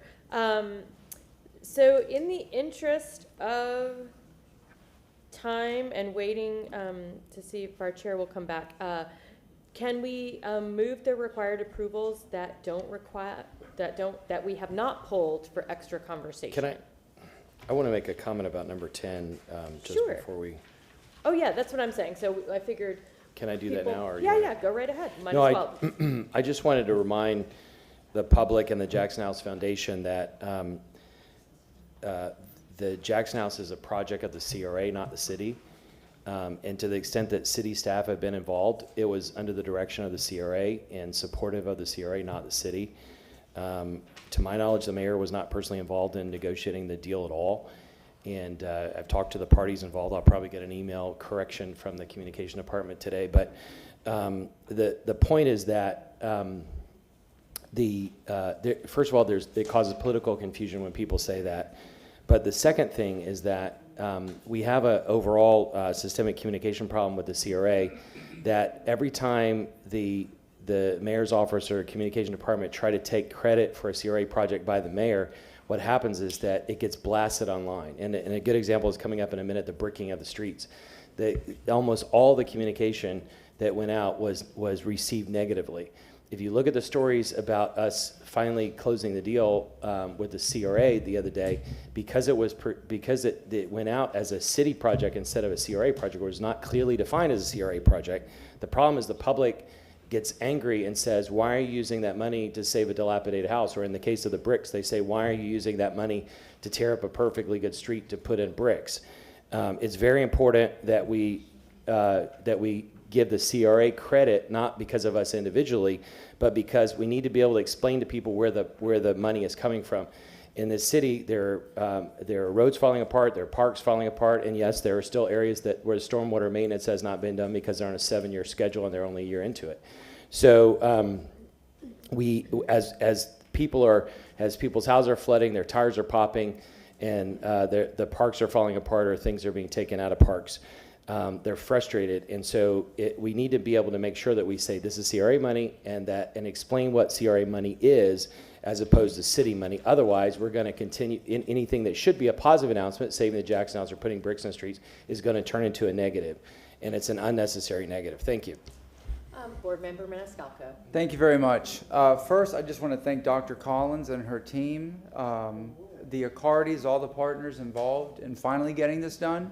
And the first thing I told the former mayor before I got sworn in 10 years ago was, what about the Jackson House?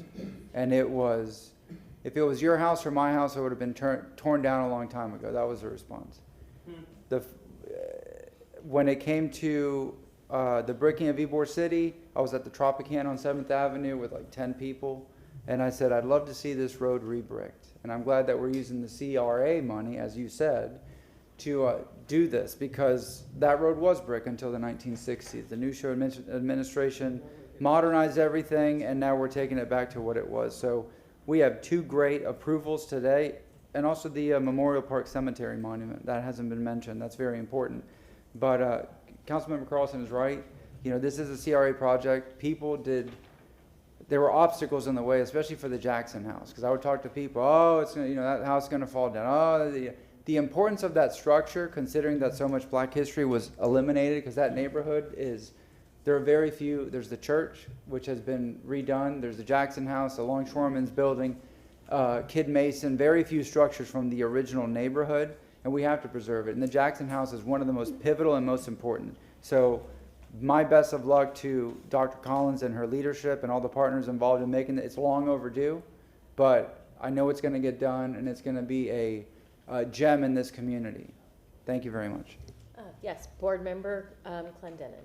I may be mischaracterizing this, but I believe, based on a comment that I heard from our CRA director, that he has some suggestions for Article number 9, and maybe it'd be appropriate to continue this to October 16th. We're not there yet. We're dealing with everything that hasn't been pulled. We pulled But number I was going to 9. make a motion just to continue. Okay, but number we're 9. not there yet. No? Okay. Yeah, I've already made a deal, so. Okay. Oh, okay, then I will backtrack and wait for that further information. Disregard anything that I previously said now that something else has been disclosed. You think you're a tough chair. She's tougher. Yeah. Oh, I actually appreciate that. Yeah, no. We're simply talking about, and I really want to say thank you for bringing up the cemetery monument. It's Memorial Park is the cemetery monument is very important. The fact that we're going to be able to redo that is wonderful. We already talked about the purchase of the West Tampa property off of Main Street, the bricking project, which again, very important to Ybor, the approval of the Jackson House, which I believe is the final step that gets us to where we need to go. And then, of course, number 11, which nobody has mentioned yet, and that's the budget approval. And I just want to say that we have the rollover amounts in a presentation, and I believe that Director McCray had asked us to approve this, and because nothing has changed, it just shares the rollover amounts. And if we have any additional questions, we can reach out to him. But I think that the rollover amounts are very interesting, and I will ask that Director McCray add this to the agenda. This wasn't in OnBase before, so please make sure that it gets into OnBase so that the general public can see as well what's available. But in that interest, if anybody would like to make a motion to move items number 6, 7, 8, 10, and 11, I'll entertain that now. Okay, I have a motion from Board Member Maniscalco, and I have a second from Board Member Clendenin. All in favor, say aye. Aye.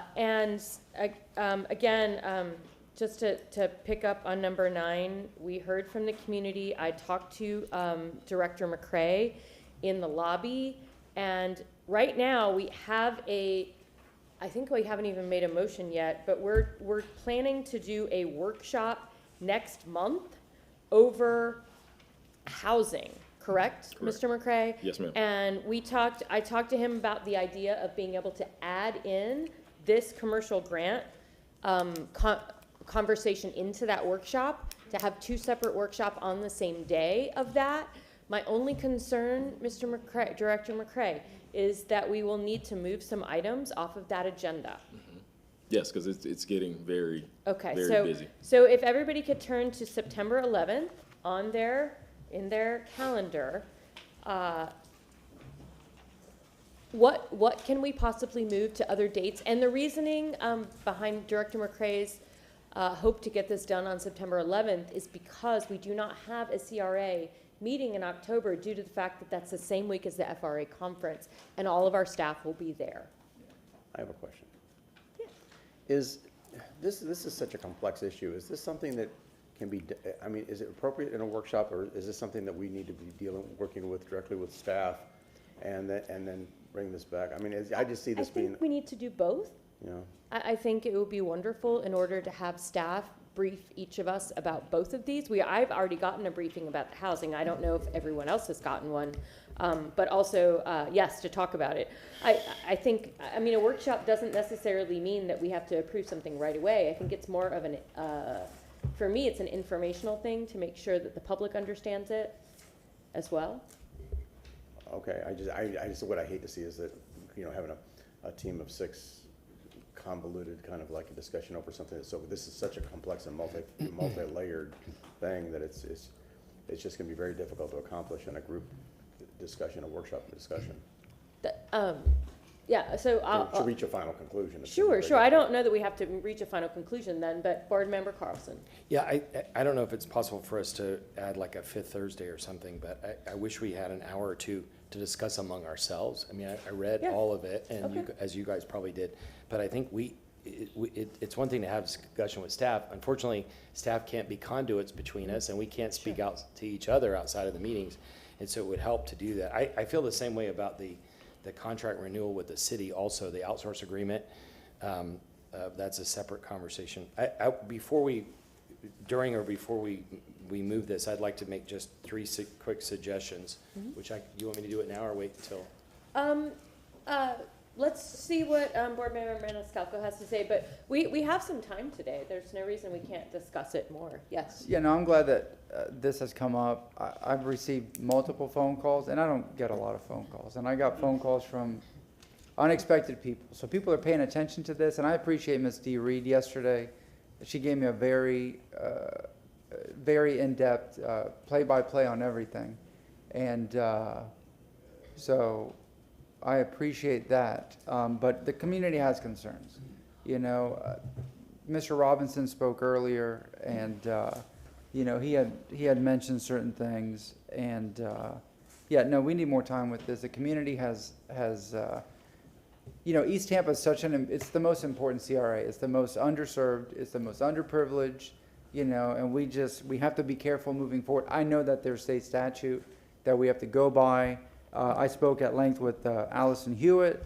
I saw emails from Keela McCaskill, the phone calls, everything. I just want to make sure before we move anything that we cover our bases and that the community knows what's being proposed and what's happening. And in regards to, I asked a question yesterday, what happens if we postpone this? Well, the people that are waiting for their funding, can't they just get approval based on the existing policy?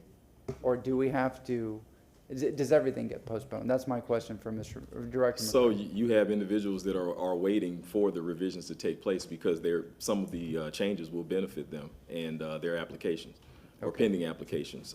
What I would request is that because we have some time, that we be allowed to present. And I know that there have been a lot of public comment. There's been emails, phone calls. Some of the problems or it's misconceptions about some of the changes that so I would like us to have an opportunity this morning to speak to that. And if that is the case and we still need to have further conversations, then we can set a date and time to do that as well. I have a motion for that. If that is the board's pleasure. I think that's fine, but I still think that even if with the discussion today, there's so much misconception out, or misconception is not the right word, but the concern, like, we all need to understand it better. The public needs to understand it. So, and quite frankly, and in this case, I know there's some issues with what we can and can't do based on the legal rulings for the CRA. So it might be, at this workshop, might be a time to invite Attorney Shepherd in person. I think oftentimes a workshop setting works better when people are in person. So we might see if Mr. Shepherd is available to come on September 11th. I think that would be a real benefit. Keeping in mind, looking at the September, before we go further with this, I would really like to clear the September agenda so that we can make room for this before we go too much further. Is there another time that we could do it though besides September 11th? There's an item on the September 11th with B Parks. Is that one that is? Well, that's why I wanted to ask the director, because some of the issues are with the housing workshop might already be encompassed in September 11th. So I've been informed there is an option that we can still have conversations about the grants policy, and but we've had some conversations with. Oh, some okay, folks. great. Well, then Yes. then we'll wait on figuring it out. But I still believe, like, overall, okay, yeah. Is everyone okay with just hearing? Like, I know Board Member Carlson wanted to talk about 3 items beforehand. Would you like to do that before or after the presentation? Either way, but I think we definitely should have a separate discussion about it and make it a robust discussion where the public has a chance to weigh in, just like we would do with anything else important, because the public sees it as their money, and you know, the people that aren't in a CRA district see it as their money also, and so we need to make sure that we're good custodians of it, and getting this process right is really important. I hope that we can find maybe another time besides the 11th, because most of the stuff that I have on here is in the 11th is related to housing. Yeah. And Okay. that is you know, one of the biggest issues that folks are concerned about. And as you know, housing is written into Chapter 163. It's one of the specific things that we're supposed to be funding. So we need to make sure that we are attuned to that. Okay. I can, if you don't mind, I'll mention my 3 things afterwards. Sure. But okay. And that is all noted. Let's listen to our presentation and Yes. figure out where we want to go. And for the record, I'd like to also confirm Board that Member Miranda. Attorney Shepherd has said that he can be here physically on 9/11. Wonderful. That Yes. will be perfect. Board Thank Member you, Miranda. Madam Chair. In fact, I echo what you said about the city attorney for the CRA, because we need some guidance in this Yeah. issue. And I appreciate Agreed. what you said earlier. Thank you very much for that. Great. Okay. All right. Take it away. Good morning again, Cedric McCrae, Tampa CRA Director, and at this time I'm going to call forward Ms. Dee Reed to present and discuss the policy update and revisions being proposed.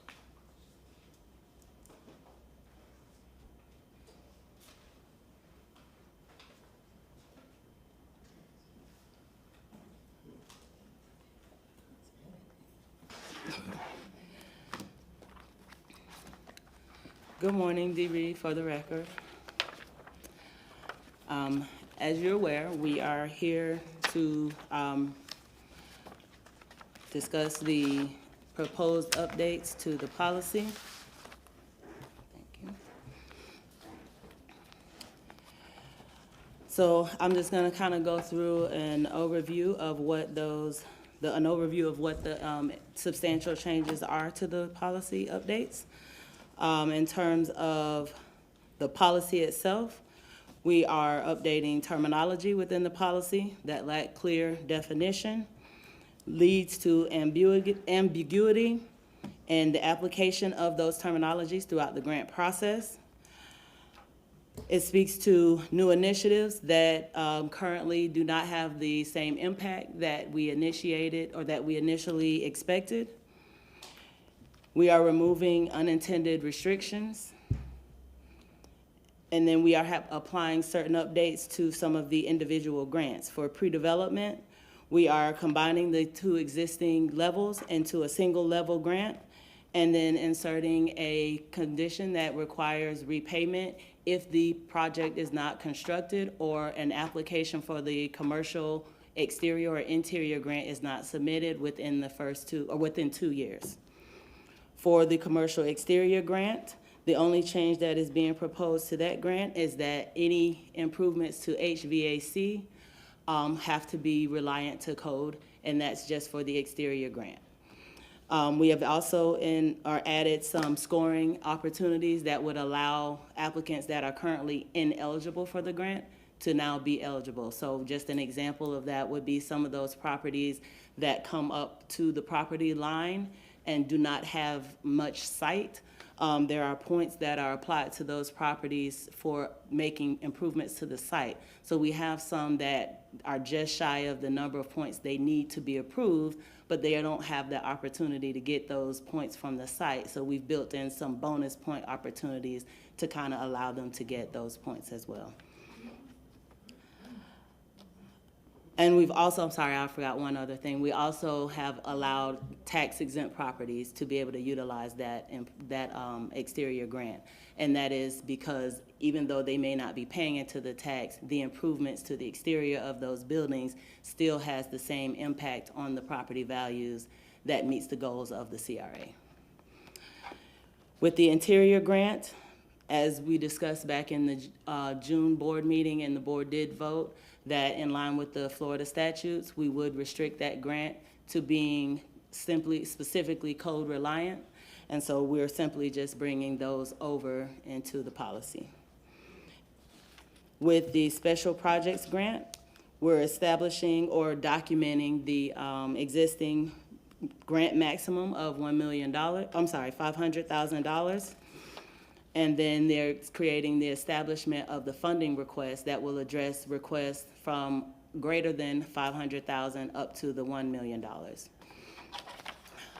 Then next, I will like to address some of the concerns that have been expressed regarding the policy update and just kind of make some clarifications. I did send out an explanation to all of you, so if you do have that, you can follow along with me. I think it's important for us to note that all of the revisions that is being proposed today are specific to the commercial funding. None of these changes impact your residential funding.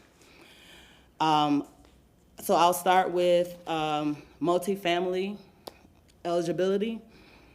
Under the policy that was presented and approved in June of 2024, multifamily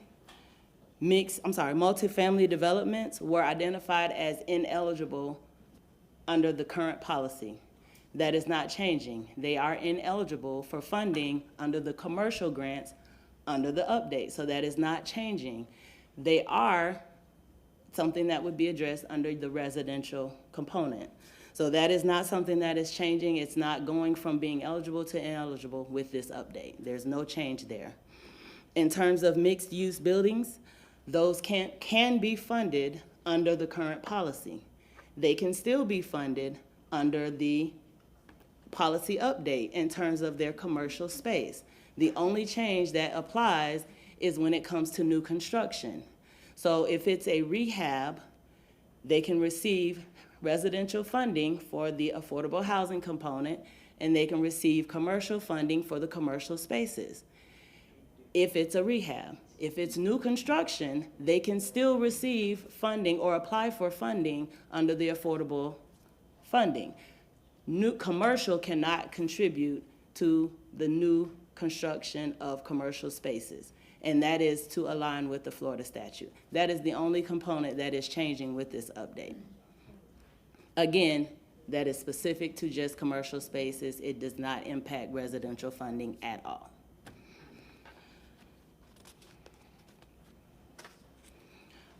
Legacy credit. This is another item that I believe has been misunderstood.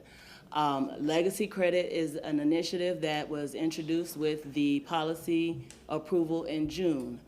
That is a reduction in the owner's match that is tied specifically to the number of years that the property owner has owned the property.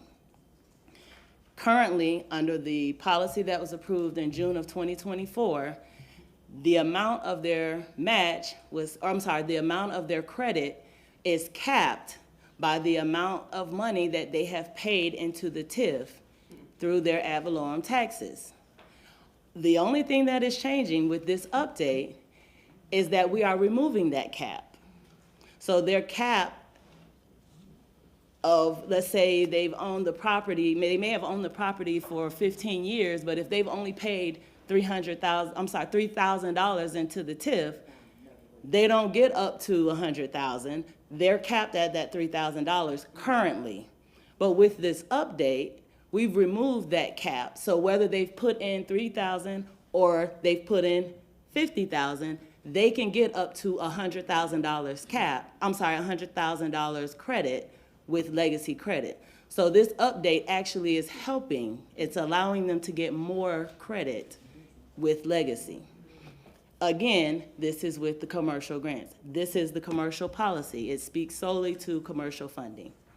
So that is the only change that is taking place when it comes to legacy credit. It's increasing the amount of credit that they can get. In terms of grant payment structure, with most grants across the board, they are all reimbursement grants. However, with the current policy, there's a component that currently exists today in which we allow for direct contractor payment.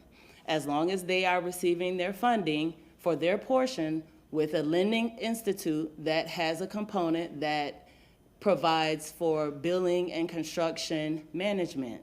So any of your banks or lending agencies that issue small business loans, they will have that billing management component.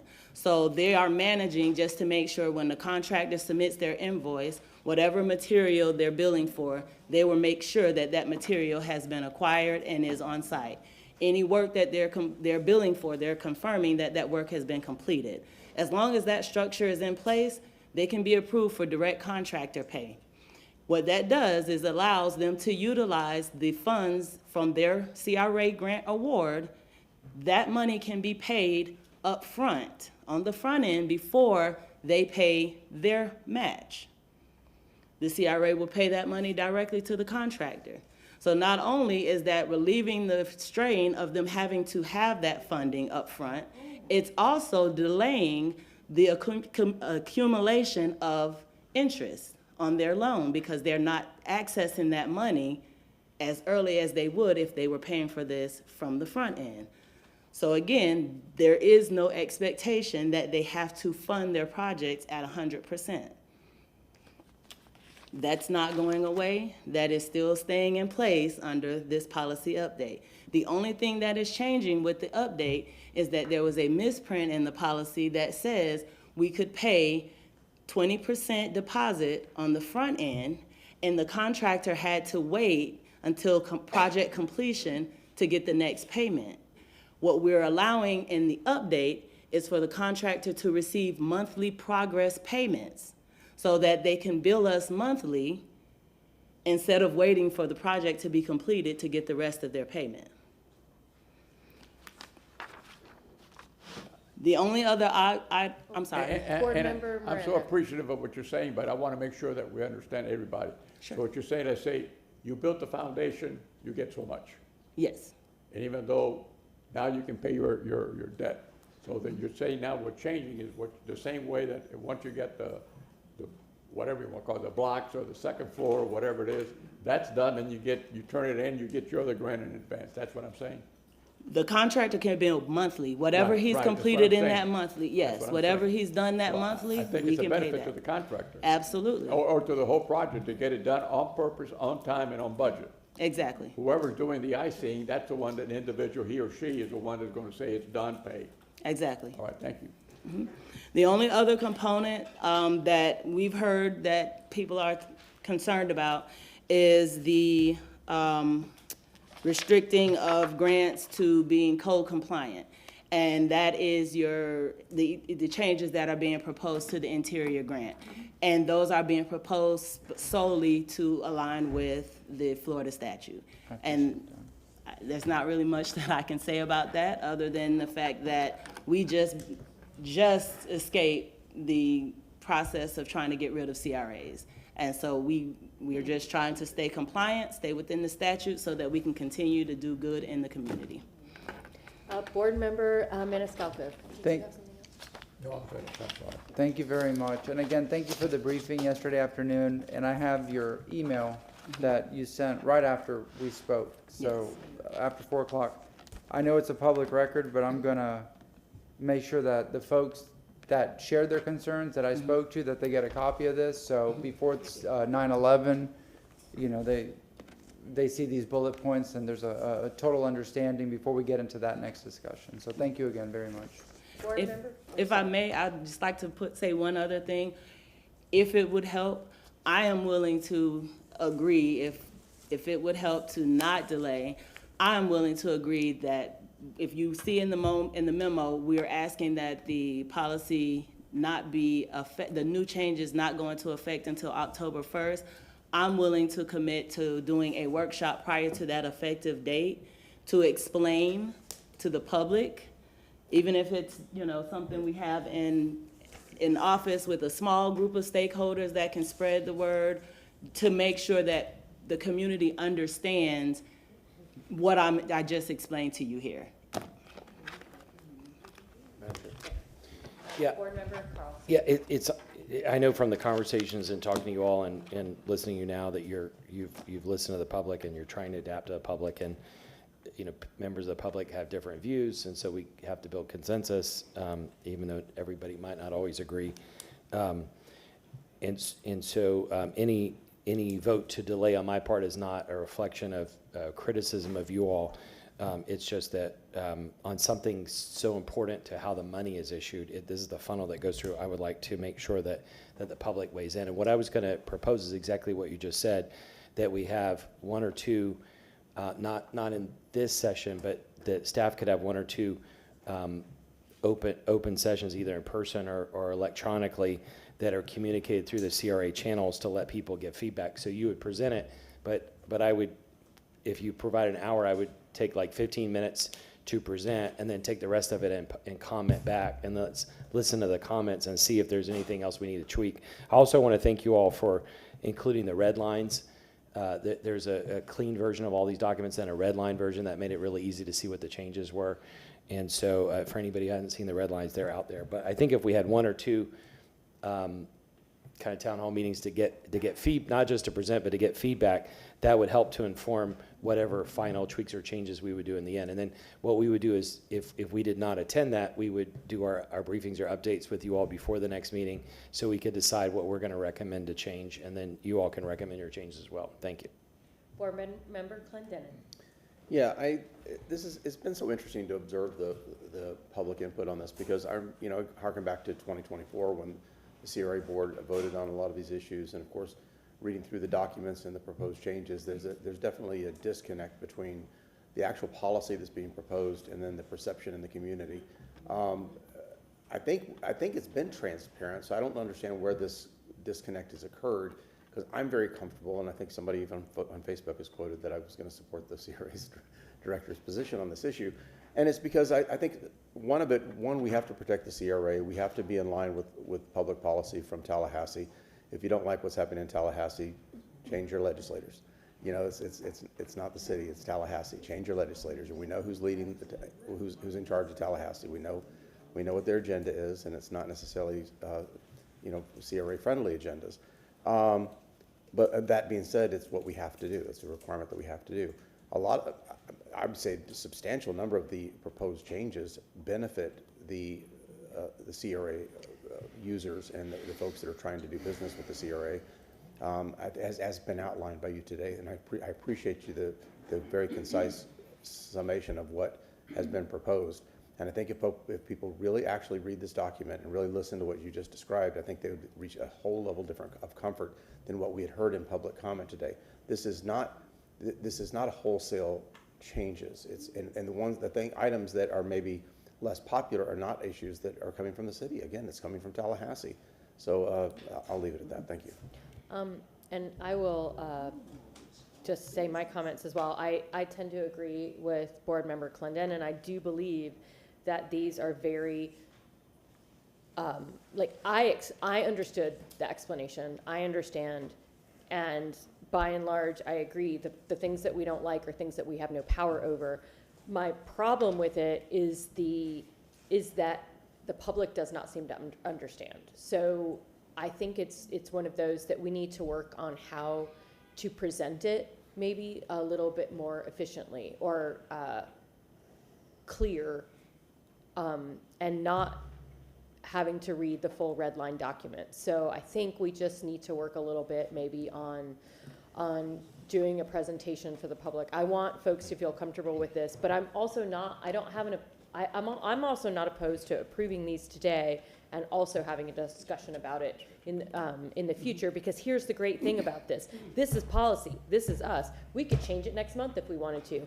So I'm hesitant, because I do understand it and I do think these are good changes. I'm hesitant to continue it, but I'm also fine with saying, yes, we can approve these, but also continuing, because they wouldn't go into effect until October.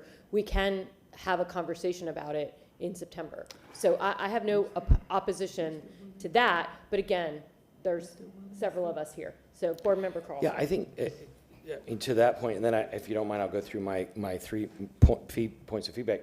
But if the public wants to provide input, if it's the same thing, the signal that we're sending by approving it today and then it looks bad. If and so I may. I would rather delay it. Let me, if I could just mention my 3 things real fast. Number one, I think in 163 it describes that we can't pay, the CRA can't pay for city projects that were already going to be paid by the city, and we, I think, don't do that. But also the public wants to make sure that the projects that are approved and paid for are the public's priorities and not the city's priorities. And one of my big concerns in all of this is that the city has a back door where the city can just put in an application. And I think that there needs to be, I think we need to tweak this to provide a transparent process for the city to make applications. The perception of the community is that some of the community's projects are being delayed. True or not, the community's perception is that the community's projects are being delayed so that the city's priorities can be pushed through. And so what I would recommend as a tweak is that the city not have a back door, but that if the city wants to propose a project, that they should first go to the CAC for concept approval, not approval on the project, but concept approval, and then come to the CRA board for concept approval, and then they would go through this process. I think it needs to be a transparent process, because otherwise people think that there's a back door that's not fair. Second is, I don't see, sorry if I missed it, but I don't see that we fixed the problem about the timing of the approval of the applications. Part of the perceptions of some of these housing projects we got through is the perception of the applicants is it's first in, first out. But as we heard in the hearings, staff were considering other projects that have been applied for, even other projects that were anticipated in being applied for. I think we just need to clarify that process and make it transparent. Board Member Carlson, that's a housing issue, and that we are going to talk about next month. Yeah, on any approval of any grants, I think we ought to set it up on a time basis, like on a quarterly basis or 6 months basis, and then have a public meeting where the public is invited to attend and listen to the scoring. It sounds like you've done a great job of putting in the numbers and the scoring and all that, but in most cases like this, especially when government's giving out a lot of money, there's typically a meeting that's open to the public where the public can come listen to it. And then the last thing is that you all do have some rules about how grantees can communicate. I think we need to strengthen that. It's typical, I'm a communication professional, it's typical that in contracts from grantors that there would be tight restrictions around when and how they can make announcements and what they need to say. And I think we need to make sure that, our logo is included, that the boilerplate is included, specific language that explains what a CRA is, because and even maybe some level of approval of an initial announcement by the staff, and ideally also that the chair of the CRA would and the CRA board would be invited to any kind of announcement. That is a typical thing that any grantor does. Anybody who gives out grant money will typically require all of that, and we have some of those requirements, but I think we need to make it stricter. And again, the reason is that the public, especially those outside of a CRA, they have the wrong impression about which money is being used. If they knew that the money was restricted to only being used in, for example, Ybor, then they would understand why their roads in South Tampa are not being repaired with the money that's being spent on bricking and EPOR. So those are three things, removing the backdoor for the city and making that more transparent, making the decision-making process clear and transparent, and then putting stricter rules around communicating. Thank you. May I respond? Yes. Okay. So I don't know if you have your underlined and strike through copy in front of you, but I'd like to respond to your statement regarding the back door for the city. Can you put it on the wolf then, if you have the line? That way others can see it at the same Sure. time. On page 5 of the, I don't know, can you see? Right here, we've added, and this is one of the additions to the policy, and it does have an application. Currently, the city has, under the policy that's in existence, the city has to submit an application and follow the same special projects process that any of the applicants have to follow. But we've also implemented a cap on the amount that the city can request, and there's also specific limits on what can be funded under those requests and their process that they have to follow. And there's more details that's applied to the city applications than what is outlined for. So elsewhere in the other documents, it says, the red line shows, except the city. Because the city is held, we have a section that outlines specifically what applies to the city. Yeah, I just think we need to make that clearer. And also, I think that we ought to add that, we can debate it at the next meeting, but I think we ought to add that extra level of transparency, that the city has to disclose what they're going to propose. I think they should get a concept approval at the CAC and then at the board before they go through this process. Yes, this does go to the CAC and it follows the same. No, I'm talking about before they apply, they would come for concept approval. That's right. Correct. Concept approval, because by the time they apply, then it gets railroaded where they say, oh, now you have to push this through. But that happens already. No. Yeah. They make an application and then they go to the CAC. They don't go to. The policy what I'm talking about requires is them to concept come in approval. at the concept level. The current policy does require them to come in at the concept level, and then they have to come back. Yes. Okay, we'll talk about it offline. Thank you. And then the other point I wanted to also draw out, during the meeting and after public comment, one of the people that you received your letters or your emails from, I had a conversation with, and we discussed, and she expressed that she would be willing to come up and speak in support of the same recommendation that I made to you, and this is one of the people that emailed you. So, yeah, let's hear from Ms. McCaskill.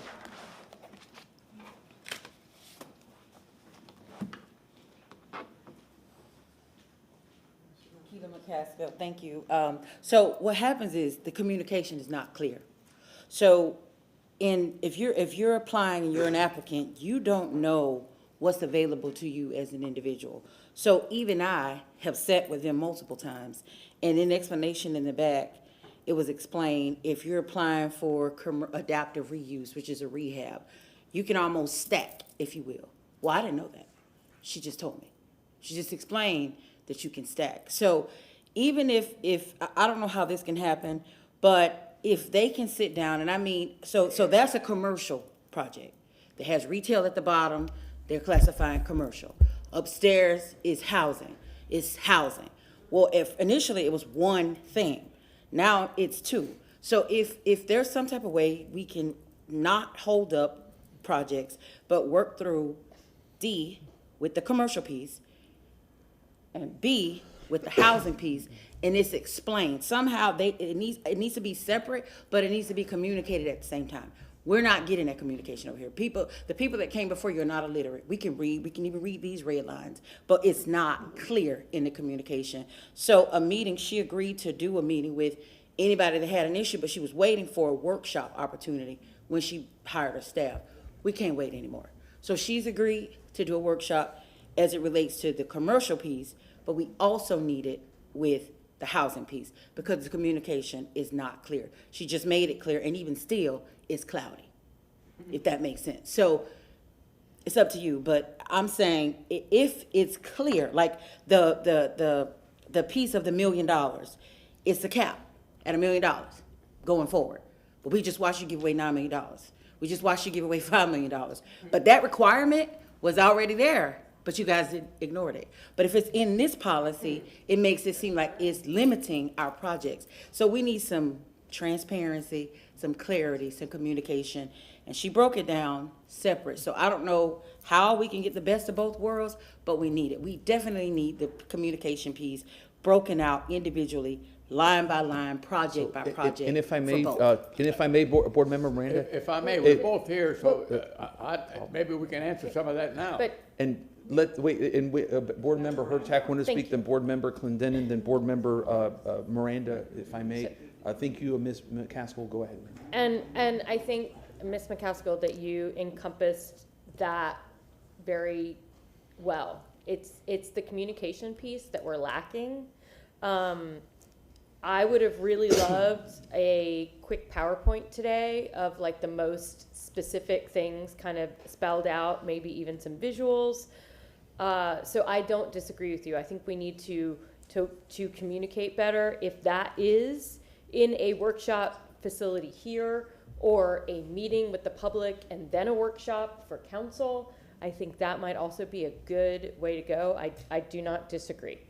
Thank you, ma'am. Board Member Clendenin, then Board Member Miranda. Go ahead, sir. Based on the information that I'm hearing today, I think it's to the benefit of the public to move item 9. And then I think, but what I'm hearing is what probably would be more appropriate on this is to have a community meeting, not necessarily amongst this board, but a community meeting to have a really in-depth briefing, to be able to make sure people understand what the opportunities they're afforded. And that, I think that would probably attract, you know, everybody, including the builders and everybody that's trying to do business with the city and with the CRAs. So I would strongly suggest that maybe I'll make that motionless. We move item 9 today with the caveat that CRA staff will organize with coordinate with the CACs and organize a community comprehensive briefing to bring everybody up to speed and have a detailed explanation of what this policy means to the community. I will second that only Before October. with the caveat, and I'm only speaking because I'm seconding it. Oh, yeah. I'm seconding it with the caveat that it happened before the next CRA meeting. Okay. Before September So- 11th? Yes. Before September 11th, like early September, just because then we get a chance to come back and talk about it. Can we limit that to commercial then? Because you all are meeting on residential. I'm sorry. Can we limit that to commercial then? Because you all are meeting on the On housing the piece residential on the 11th. on September 11th, yes, and I think that if you just simply clarify that during your meeting, that would help. I'm fine with that. And so we have a motion by Board Member Clendenin, seconded by Board Member Hurtak. We're going to have further discussion, Board Member Miranda, then Board Member Carlson, and then did you want to speak further, Manny? Councilwoman Hurtak? No. Okay, go Thank ahead, you, sir. Mr. Chairman. Both of you here now, Ms. McCaskill brought up a good point about commercial in the bottom and residential in the top. And I don't know about the other members of the board, how many of those have we funded, have we funded any? I don't know. We have not received any applications yet, but basically how But it works. it's a good thing for the future, what you're saying. Correct. Yeah. It's in existence Yeah, now. I understand. Yes. That's We've what I had wanna make several sure. pre-application meetings, but we haven't received the application, and maybe that's because there wasn't clear understanding on the Got it. process. But how it would work, if it's a rehab, commercial division could help with funding of the commercial space, and housing could address the affordable housing component. Within the same building, you save land. Correct. And if I may, If it's new construction, and if I then may, just commercial really quick, cannot. folks talking in the audience, we can hear you. We can hear you all, whoever's talking, I can't see who, but if you could cease the speaking so that we can have the meeting. Go ahead, sir, I'm sorry. I'm finished, thank you Okay. very much. I would Ma'am, just did like you- to clarify, if it's absolute new construction, then commercial cannot contribute. That's the only caveat to that. But that does not prohibit them from applying for funds with the affordable housing component. Thank you, ma'am, and thank you, sir, and Board Member Carlson, go ahead, sir. Yeah, as I said earlier, I'm in favor of having a workshop, public meeting, whatever, in between now and the next meeting so the public can weigh in. But I'm going to vote no on this motion because I think we shouldn't vote yes today. We should wait and vote yes after we hear from the public in a more robust way. I don't think we should just be telling the public, we should be hearing from them. Also, I'm not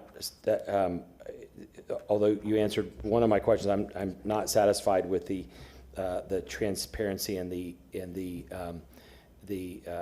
explanation of the process for selection, which is one of the most important things in here. And so I think that we should just reverse the process and have the public hearing, and then we'll take the input, and then we'll tweak it and vote on it in a month. I don't think it hurts us to wait a month, because this has been in process for several years, and instead of tweaking it again and again and again, we can just tweak it once. Thank you, Board Member Carlson. Before I go for second rounds, Councilman Maniscalco, did you want to say anything? Being that it's, as Councilmember Hurtak mentioned, that it's policy, we can make changes on September 11th. It's not permanent, but we have to meet an October 1st deadline. Yes. Correct. Yes. I mean, we can vote yes today to move it forward, and then September 11th, we can Yes. change our position, but the Yes. community at least gets to have some input.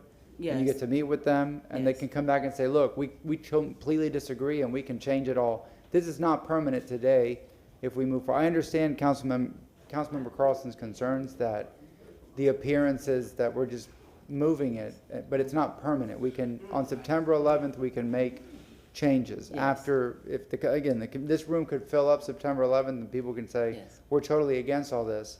It's not permanent. So we have another bite at the apple on September 11th. Yes, and just also, just a reminder, the issues that are being brought up are not any of the issues that are being addressed in this update. So changing this, whether you approve this update or not, those issues that are being addressed are still going to be their concerns, because they're not changing in this policy, with the exception of the interior grant, and that's a Florida statute issue. So not approving the policy doesn't take away those concerns, because those concerns, nothing that's changing addresses those or impact those questions. And if I may, before really fast, when I hear from the public on this, and we have a October 1st deadline, and we're going to be meeting September 11th, I do think that there is a rational basis, at the very least, of saying, let's have that meeting, and then let's vote on it then, because I think if we vote on something now, then there's going to be a presumption that this is what we're doing, and that's my only challenge with it, is that whether or not you admit it, it kind of leads to a presumption. It certainly would in my own mind, which is changing something I think has a higher threshold or standard. Just my thought. Board Member Hurtak, go ahead, ma'am.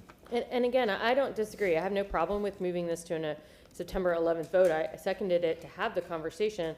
I do think that my concerns have been addressed, but my concerns were addressed when we talked about it in our prep meeting. But I do think that having a meeting for the public is not a terrible thing to do.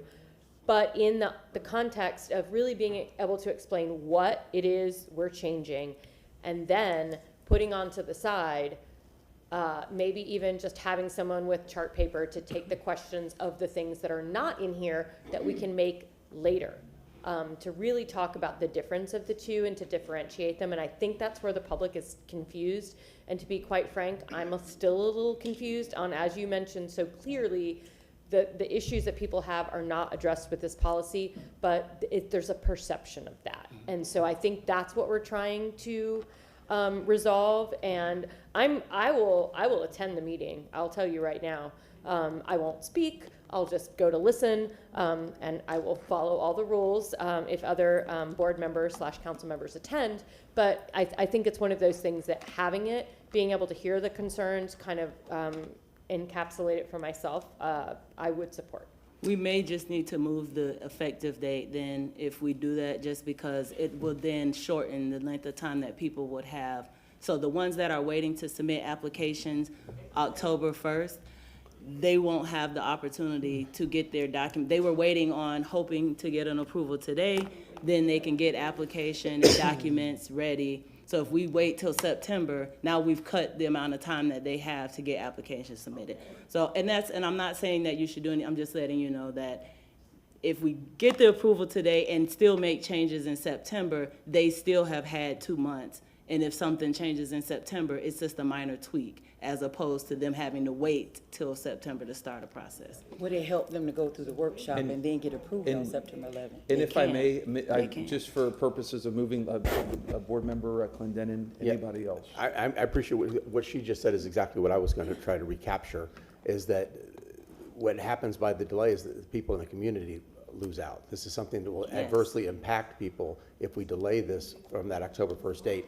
And also, the part of this proposal, as what we've talked about, this meeting is going to be that clarification. And I think a lot of the concerns that I've heard expressed from the community and the emails that I've seen isn't part of this change proposal. It would be addition, so it would be a subsequent proposal down line if we were going to adopt that anyway. So this particular process, and by moving this forward today, is a step forward for the community and a step forward for the CRA. Absolutely it is. Absolutely. And it if is. I may, please, no statements from the audience. Because Thank you. there's nothing bad about this proposal. And guys, please, come on. There's nothing bad about this proposal. It actually expands opportunities for people that will go into place on October 1st. And then if there's any deficiencies, we can address those at some other date, or additions that need to be made, or, whatever, if people want to propose and have it hashed out in future dates. There's nothing in this proposal that is adverse. The only thing that's in there that may be perceived as adverse is stuff we don't have control over. Again, talk to your legislators, talk to your freaking people in Tallahassee, elect better representatives, and then we won't have to deal with this stuff. Okay. Unless if there's any further discussion from CRA or staff, anything further from staff? We have a motion by Board Member Clendenin, seconded by Board Member Hurtak. And the motion is to pass item 9 and to have a community meeting between now and September 11th for this to be updated to us on September 11th, correct? Yes. Okay. Let's have a roll call vote, please.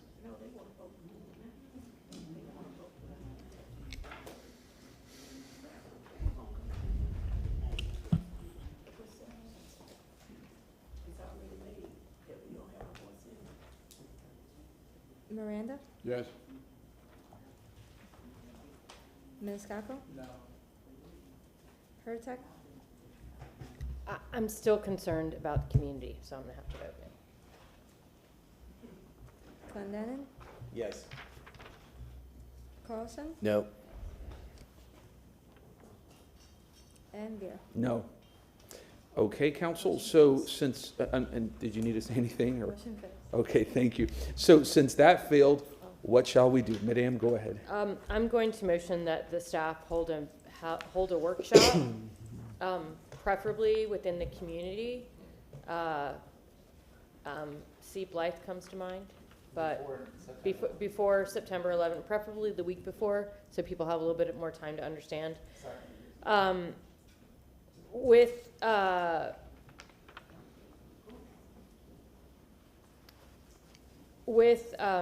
the new date being November 1st for application input. Okay.